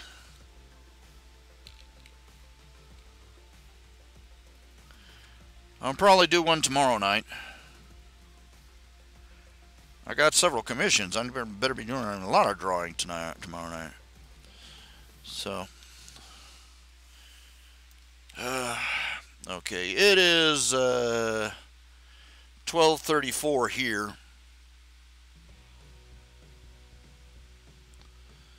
So I'm going to go ahead and call it a night before I run myself further into the ground. I wish you all a good night, and I hope you all pass on. I hope you'll pass on word of my GoFundMe drive. It's got off to a good start, but it's still got a long way to go. So, you all take care of yourselves. I believe tomorrow night, I'll be back at 9 tomorrow night. And we'll pick up with some new stuff. See if I can come up with something a little bit more interesting and maybe change this slideshow that we're watching something else. Y'all take care. Good night.